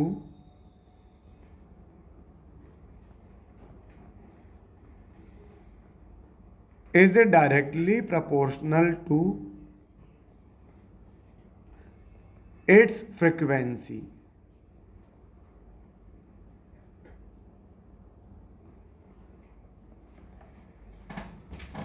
Planck क्या कहता है कि कोई भी एटम या मॉलिक्यूल जो एनर्जी इमिट करेगा वो एनर्जी के छोटे छोटे पैकेट्स के फॉर्म में करेगा। पहला पॉइंट, वो जो पैकेट है एनर्जी का, उसकी जो एनर्जी है वो उसकी फ्रीक्वेंसी के डायरेक्टली प्रोपोर्शनल है। यानी जो फोटोन इमिट हुए, जैसे ये बल्ब है, बल्ब यहां से लाइट इमिट कर रहा है छोटे छोटे एनर्जी पैकेट्स के फॉर्म में, छोटे छोटे एनर्जी पैकेट्स के फॉर्म में, और इन एनर्जी पैकेट्स की जो एनर्जी है ये इसकी फ्रीक्वेंसी के डायरेक्टली प्रोपोर्शनल होता है। प्रोपोर्शनल हटेगा तो क्या आएगा? एक कांस्टेंट आएगा, E is equal to H mu. और म्यू और लैम्डा में एक रिलेशन था। क्या रिलेशन था? म्यू बराबर C बाई लैम्डा। तो ये क्या हो जाएगा? E is equal to H C by lambda. ये क्या है? Energy per photon, energy per photon. If number of emitted photon is equal to N. अगर एक फोटोन की एनर्जी एच न्यू है तो एन फोटोन की एनर्जी कितनी हो जाएगी? N H nu. तो यहां से एनर्जी आ जाएगी एन एच म्यू या N H C by lambda. अच्छा मुझे एक बात बताओ, हाँ भाई क्या नाम है, कृष्ण नाम है क्या आपका? आप मुझे एक बात बताओ, 60 वाट का बल्ब ज्यादा ग्लो करता है कि 200 वोल्ट का बल्ब ज्यादा ग्लो करता है? 200 वोल्ट का बल्ब ज्यादा ग्लो करता है। क्या मतलब है इस बात का? वो ज्यादा ग्लो क्यों करता है? फ्रीक्वेंसी से कनेक्टेड। क्योंकि वो ज्यादा फोटोन इमिट करता है। 60 वोल्ट का बल्ब कम फोटोन इमिट करता है और 200 वाट का बल्ब ज्यादा फोटोन इमिट करता है, मतलब ज्यादा एनर्जी इमिट करता है। और ज्यादा एनर्जी अगर इमिट कर रहा है, स्प्रेड कर रहा है, तभी तो ज्यादा रोशनी नजर आती है वहां पर। सही बात है ना भाई? इसका मतलब कहीं ना कहीं ये एनर्जी सोर्स है, ये एनर्जी इमिट कर रहा है फोटॉन्स के फॉर्म में। तो फोटोन की एनर्जी किसकी एनर्जी के बराबर है? जितनी एनर्जी उसने इमिट करी है, यस और नो? जितनी एनर्जी उसने इमिट करी है उतना ही तो एनर्जी होगी फोटोन की। ये कितनी ज्यादा एनर्जी इमिट करेगा? जितनी ज्यादा इसकी पावर होगी। एनर्जी का पावर से कोई ना कोई रिलेशन है। एनर्जी का पावर से कोई ना कोई रिलेशन है। तो एनर्जी क्या होती है? Power into time. एनर्जी क्या होती है? Power into time. एनर्जी होती है पावर इनटू टाइम। किसी भी सोर्स की पावर जितनी ज्यादा होगी उतनी ज्यादा एनर्जी इमिट करता है वो। और टी तो क्या है, ऑब्वियसली जितनी देर तक आप स्विच ऑन करोगे, जितनी देर तक करंट फ्लो होगी। अगर स्विच ऑफ रखोगे तो कितना भी पावर हो उसका, कोई फोटोन इमिट नहीं होगा। इतनी एनर्जी इमिट हो रही है और हो किसके फॉर्म में रही है? फोटॉन्स के फॉर्म में। तो फोटोन की एनर्जी इसके बराबर होगी, यस और नो? अरे आप पेन लेके आ रहे हो 10-10 रुपए की, ठीक है, तो जितने पेन लाओगे मतलब उतने उतने पैसे आपको घर वालों ने दिए होंगे। मतलब घर वालों ने जो पैसे दिए इक्वल टू पेन का प्राइस, यस और नो? तो एनर्जी सोर्स की एनर्जी, और वो इमिट किसके फॉर्म में होती है? फोटॉन्स की फॉर्म में। तो जो फोटोन की एनर्जी है वो किसके बराबर होगी? एनर्जी सोर्स के। एनर्जी सोर्स की एनर्जी कितनी है? Power into time. और इसके बराबर कर दो एन एच न्यू के या N H C by lambda के। आई बात समझ में? दोबारा सुनना इस बात को। कोई भी लाइट सोर्स जो एनर्जी इमिट करता है, एनर्जी के छोटे छोटे पैकेट्स के फॉर्म में करता है। उन पैकेट्स को बोलते हैं फोटोन या क्वांटा। जितने ज्यादा फोटोन इमिट करेगा मतलब उतनी ज्यादा लाइट इमिट कर रहा है। क्लियर है? तो ई बराबर H mu H C by lambda. अब एनर्जी सोर्स कितनी ज्यादा एनर्जी इमिट करेगा वो डिपेंड करेगी उसके पावर पे। तो एनर्जी कैसे कैलकुलेट करते हैं? पावर इनटू टाइम से। इतनी एनर्जी वो इमिट करेगा, और करेगा किसके फॉर्म में? फोटोन के फॉर्म में। तो इसकी एनर्जी को किसके बराबर कर दूं? फोटोन की एनर्जी के बराबर। आपने देखा है घर में वो ट्यूबलाइट, जब अपन उसे फेंक रहे होते हैं, उसे पहले वाले दिन याद करो, वो ट्यूबलाइट किसी न किसी कोने से काली पड़ जाती है। सही बात है ना भाई? किसी न किसी कोने से काली पड़ जाती है, वो सिम्टम दिखा देती है भाई अब नहीं नहीं चेंज करने का टाइम आ गया बस। तो जहां से वो काली पड़ गई ट्यूबलाइट, वहां से फोटोन रिलीज नहीं होते। वहां से फोटोन रिलीज नहीं होते मतलब वहां से, तभी तो लाइट नजर नहीं आ रही वहां से, तभी तो काला पड़ने का मतलब क्या है? कि वहां लाइट नहीं है। अरे सही बात है ना भाई? तो इसका मतलब उस ट्यूबलाइट की एफिशिएंसी बढ़ गई कि कम हो गई? कम हो गई। तो if efficiency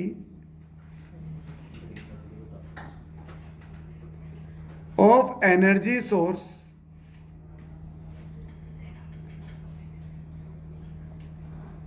is equal to x%। बताओ अगर उसकी एफिशिएंसी x% हो गई तो वो एनर्जी ई इमिट करेगा या ई का x% ही इमिट करेगा? ई का x% ही तो इमिट करेगा। हाँ, आपकी मान लो एफिशिएंसी 50% ही है, तो जितने मर्जी मार्क्स का पेपर दे लो ना, आएंगे तो 50% ही। समझ आ रही है ना बात है? ठीक है, तो अब जो यहां से एनर्जी इमिट होगी वो ई इमिट नहीं होगी रे, ई का x% ही इमिट होगी। तो ई का x%, E into x by 100। अच्छा, एनर्जी होती किसके बराबर है? पावर इंटू टाइम के। तो बराबर हो जाएगा पावर इनटू टाइम, इसका x%। इतनी एनर्जी इमिट होगी, और होगी किसके फॉर्म में? फोटॉन्स के फॉर्म में। तो ये एनर्जी को किसके बराबर कर दूं? फोटोन की एनर्जी के बराबर। ये एक फोटोन के बराबर है। नहीं नहीं, एक photon total energy, total photon की एनर्जी के बराबर है, टोटल फोटोन के। तो ये क्या हो जाएगा बेटा? ये बराबर हो जाएगा NH न्यू या NHc बाई लैम्डा। अब यहां जब मैं ये लिखता हूं ना, तब कुछ बच्चे क्या बोलते हैं कि सर यहाँ भी n फोटोन रिलीज हो रहे थे, यहाँ भी n फोटोन रिलीज हो रहे थे, यहाँ तो उसकी एफिशिएंसी कम हो गई। अरे तो वो लिखा n है, n की वैल्यू कम आ जाएगी, वहाँ अगर 100 आ रही होगी तो यहाँ 90 आ जाएगी। एफिशिएंसी कम होगी तो उस कोने से फोटोन कम निकलेंगे ना। ये n कोई वैल्यू थोड़ी है यहाँ पर, n तो वेरिएबल है ना भाई। अगर वहाँ आधी ट्यूबलाइट खाली खराब हो गई तो फिर आधे ही फोटोन निकलेंगे। पहले जहाँ 500 निकल रहे थे वहाँ 250 निकलेंगे अब। तो n की फॉर्मूला तो वही रहेगा ना, वैल्यू n तो n ही लिखूंगा। अच्छा ये h क्या है? h एक कांस्टेंट है, h को बोलते हैं प्लैंक्स कांस्टेंट। h को क्या बोलते हैं? Planck's constant. इसकी वैल्यू होती है 6.626 10⁻⁻34 joule into second. 6.626 10⁻⁻34 joule into second. अच्छा सी की वैल्यू कितनी होती है? 3 × 10⁸। तो ये जो h इंटू सी होता है ना, h इंटू सी, आपको h भी पता है, c भी पता है, दोनों की वैल्यू पुट करके कैलकुलेट तो खुद ही कर लेना। मैं इसे कैलकुलेट कर देता हूँ। ये आता है 2 × 10⁻⁻25। h की यूनिट है जूल पर second, joule into second. Light की वेलोसिटी होती है मीटर पर सेकेंड। सेकेंड से सेकेंड कैंसिल, तो क्या यूनिट बचेगी इसकी? इसकी यूनिट बचेगी जूल इंटू मीटर। क्या बचेगी? Joule into metre. अच्छा, एक एनर्जी की एक यूनिट और होती है इलेक्ट्रोवोल्ट। एनर्जी की एक यूनिट और होती है इलेक्ट्रोवोल्ट। इलेक्ट्रोवोल्ट को जूल में कन्वर्ट करो तो किसके बराबर हो जाएगा?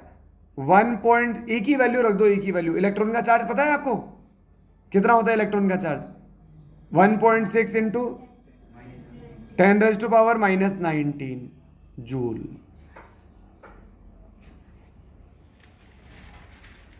जब भी इलेक्ट्रोवोल्ट को जूल में कन्वर्ट करना हो, E की वैल्यू पुट कर दो, सिंपल। अच्छा 1 जूल किसके बराबर है? बताओ, यहां से बताओ, 1 जूल किसके बराबर है? 1/1.6 इंटू 10⁻⁻19 इलेक्ट्रोवोल्ट। सही बात है। तो यहां से इस h इंटू सी की वैल्यू मैंने कन्वर्ट कर लिया है। यह आता है 12400 इलेक्ट्रोवोल्ट एंगस्ट्रॉम। नोट कर ले बेटे, मैंने कन्वर्ट कर दिया है, फॉर्मूला मैंने बगल में लिख दिया है कन्वर्जन का, तो आप लिखे बेटे।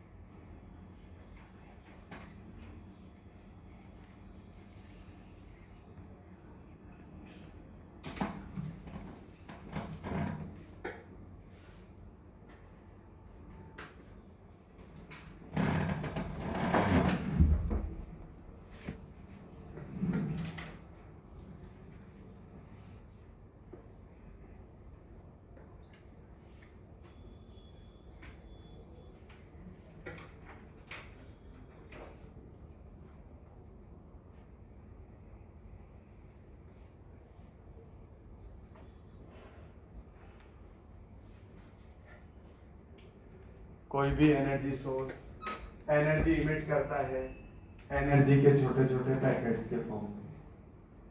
उन पैकेट्स को बोलते हैं फोटोन या क्वांटा। फोटोन की एनर्जी किसके बराबर होती है? जितनी एनर्जी वहां से इमिट होती है।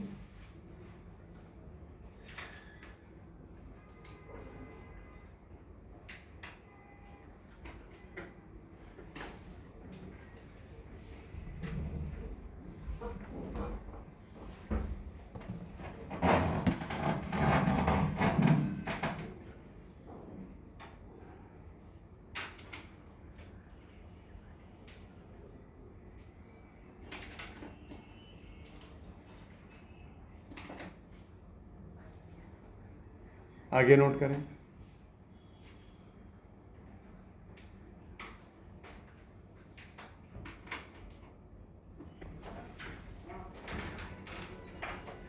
एक क्वेश्चन लिखो बच्चों। Sir no D not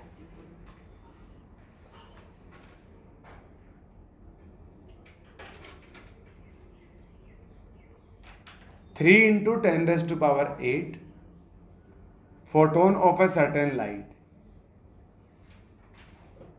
radiation has energy 1.5 joule. Then calculate wavelength of emitted photon. क्या सिंपल क्वेश्चन है। एनर्जी पता है, नंबर ऑफ फोटोन पता है, लैम्डा पूछा है। एनर्जी पता है, नंबर ऑफ फोटोन पता है,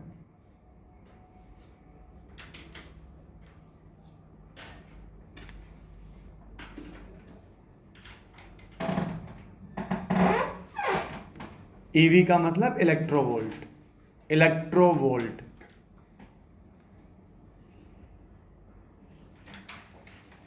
नहीं हुआ क्या अभी भी नोट ऊपर का?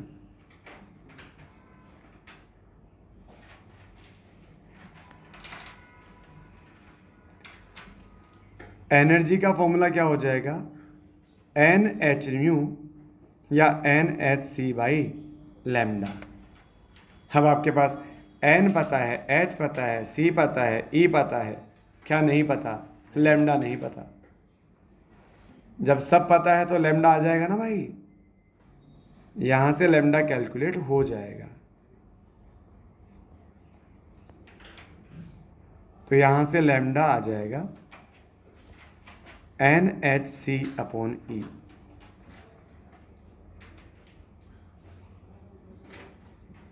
अब कैलकुलेट कर लो बस। N 3 into 10 raised to power 8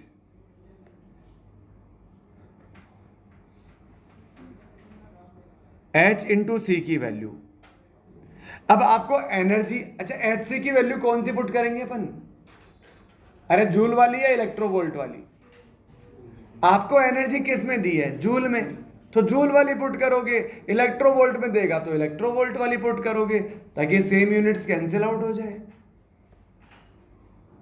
तो ये आ जाएगा 2 into 10 raised to power -25 upon energy कितनी आ रही है? 1.5 जूल।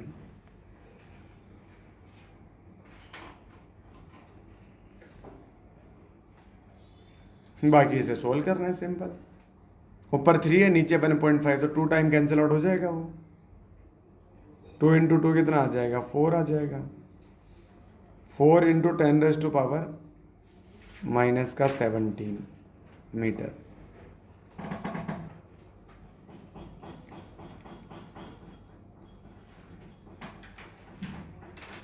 इससे ये कैंसिल आउट होगा ना 2 टाइम्स, और 2 into 2 कितना होता है? 4। इतना भी नहीं पता।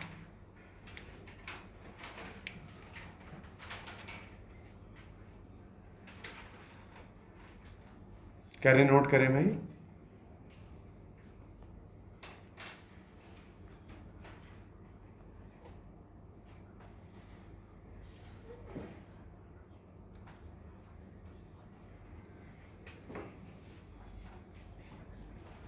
क्या ये नोट हो गया? अरे बात समझ आ गई क्या? E बराबर एन एच न्यू या N H C by lambda formula है सीधा सीधा। अगर ये नोट कर लिया तो नेक्स्ट क्वेश्चन लिखो।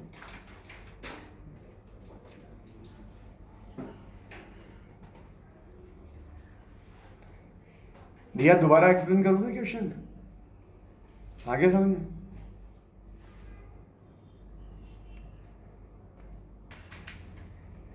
चलो आप क्वेश्चन देखो और मुझे समझाओ कि इसने पूछा क्या है। अरे क्या पूछा है? Find number of photons emitted पर सेकेंड। सामने ध्यान देना, बिल्कुल सामने ध्यान देना। पावर दे दिया, पर सेकेंड यानी टाइम दे दिया, तो एनर्जी इमिट होती है पावर इनटू टाइम के फॉर्म में। लेकिन आपको पता है अब एनर्जी, वैसे अगर परफेक्ट होता ना वो सोर्स तो P इंटू टी इमिट होती, लेकिन उसकी एफिशिएंसी कितनी है? 8%। यानी 92% ट्यूबलाइट खराब हो गई, केवल कोने का जो 8% है वही काम कर रही है बस, तो फिर उतना ही फोटोन रिलीज होंगी। तो एनर्जी इमिट होगी P इंटू टी, पूरी नहीं, इस P इंटू टी का X%, इतनी एनर्जी इमिट होगी। ठीक है, और होगी किसके फॉर्म में? फोटॉन्स की फॉर्म में। सिंपल। लैम्डा दिया है क्या? तो NhC by lambda. Energy emit होती है पावर इनटू टाइम का X% और होती है फोटॉन्स के फॉर्म में। बस सब पता है अपन को यहां से। पावर कितना है? 150 वॉट। टाइम कितना है? 1 सेकेंड। एफिशिएंसी कितनी है? 8%, मतलब 8/100। नंबर ऑफ फोटोन n पूछे हैं। अब इधर सारी SI यूनिट पुट करोगे तो एनर्जी की SI यूनिट क्या होती है? जूल। तो इधर भी जूल वाली पुट करोगे। 2 इंटू 10⁻⁻25। और लैम्डा, लैम्डा कितना है? 4500 एंगस्ट्रॉम। एंगस्ट्रॉम कितना होता है? 10⁻⁻10। सब सॉल्व करके यहां से n की वैल्यू फाइंड आउट करनी है। कर लो नोट। इतना सा तो आप भी कर ही सकते हैं, यहां नहीं तो घर पे कर सकते हैं, पर कर तो सकते हैं इतना सा तो।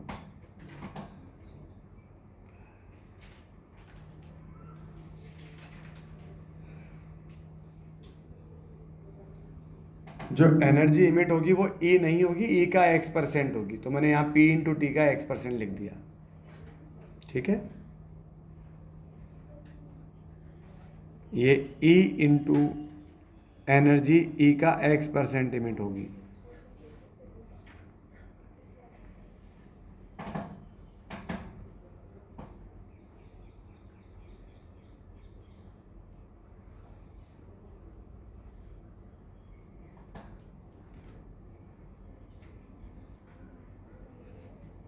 इसको कैलकुलेट तो कर लोगे ना आप?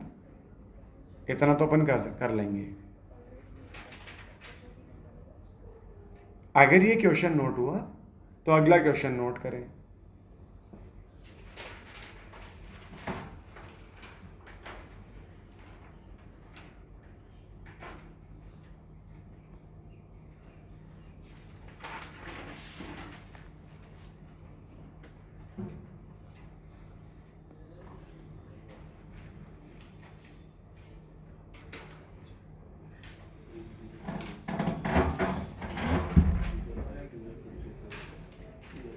नेक्स्ट क्वेश्चन, वो तो घर पे कर लेना कैलकुलेशन। तो the wavelength of a photon, the wavelength of a photon having energy 2E, having energy 2E is 8000 angstrom. Then determine the wavelength of a photon having energy 5E.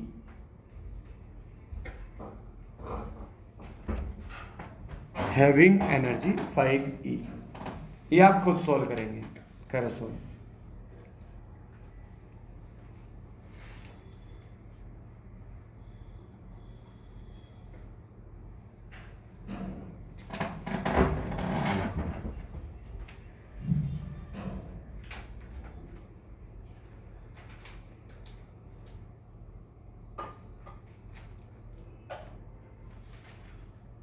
Sir यहाँ पे photo में एक ही है।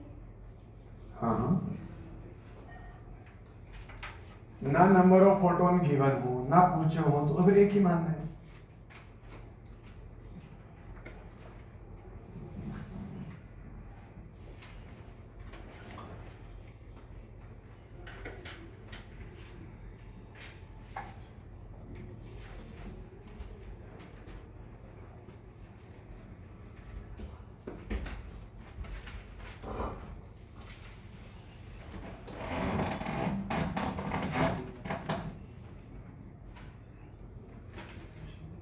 करो भाई, solve करो, क्या बैठ गए?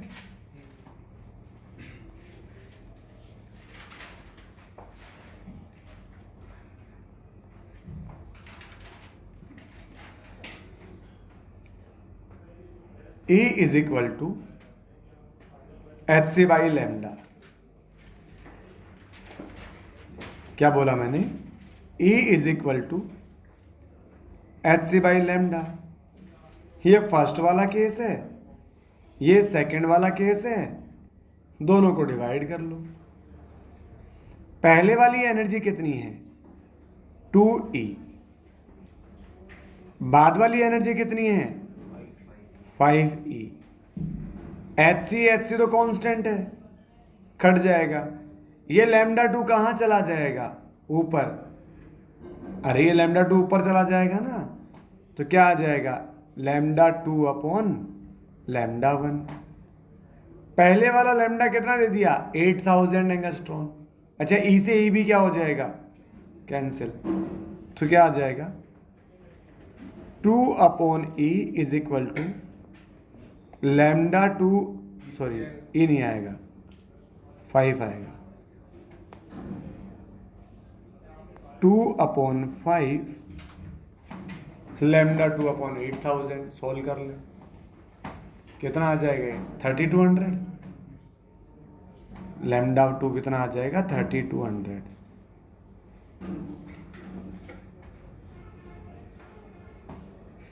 एंगस्ट्रॉम।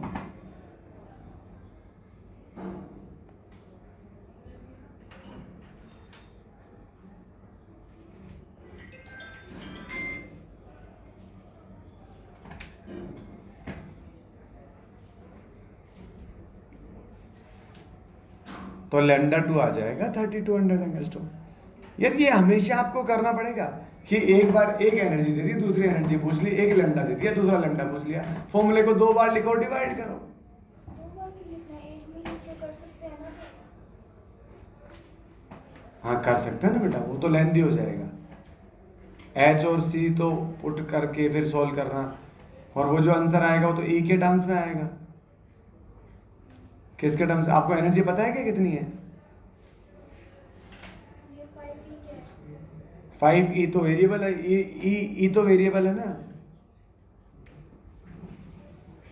चलो ये नोट हो गया, तो अगला क्वेश्चन नोट करें। नेक्स्ट क्वेश्चन नोट करो।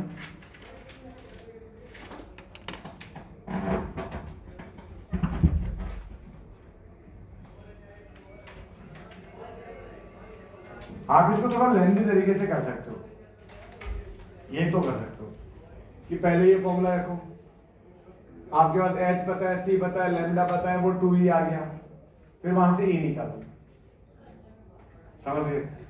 फिर यहाँ ये 5E है, फिर वहां E पुट करो, H पुट करो, C पुट करो, लैम्डा पुट करो, है ना? सिंपल तरीके से थोड़ी करना।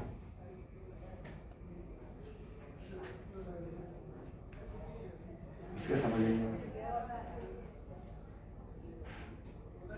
नेक्स्ट क्वेश्चन देखो, मैं मॉड्यूल से क्वेश्चन टिक करवा दूं क्या आपको यहां तक के? ना भाई, मॉड्यूल से कौन सा मॉड्यूल से क्वेश्चन टिक कर ले।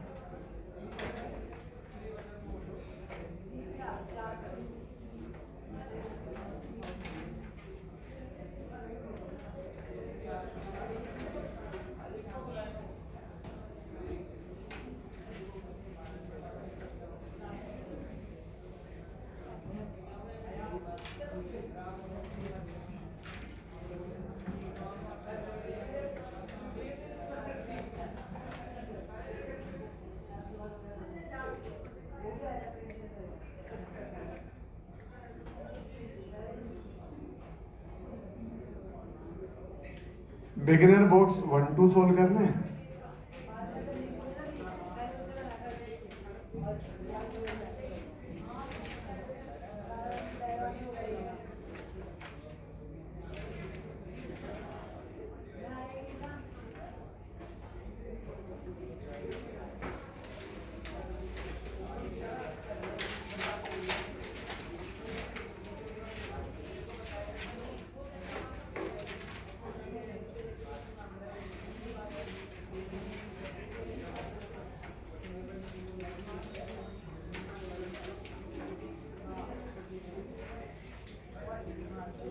हाँ जी, बस ये क्वेश्चन छोड़ दो, इसे नोट कर लिया, ठीक है, वरना नेक्स्ट टर्म पे सॉल्व करेंगे इसे। आप तो क्वेश्चन लिखो, बिगिनर बॉक्स 1 2, एक्सरसाइज 1 का 1 से 15,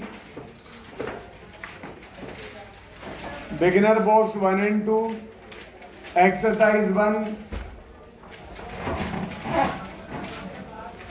क्वेश्चन नंबर 1 से 15,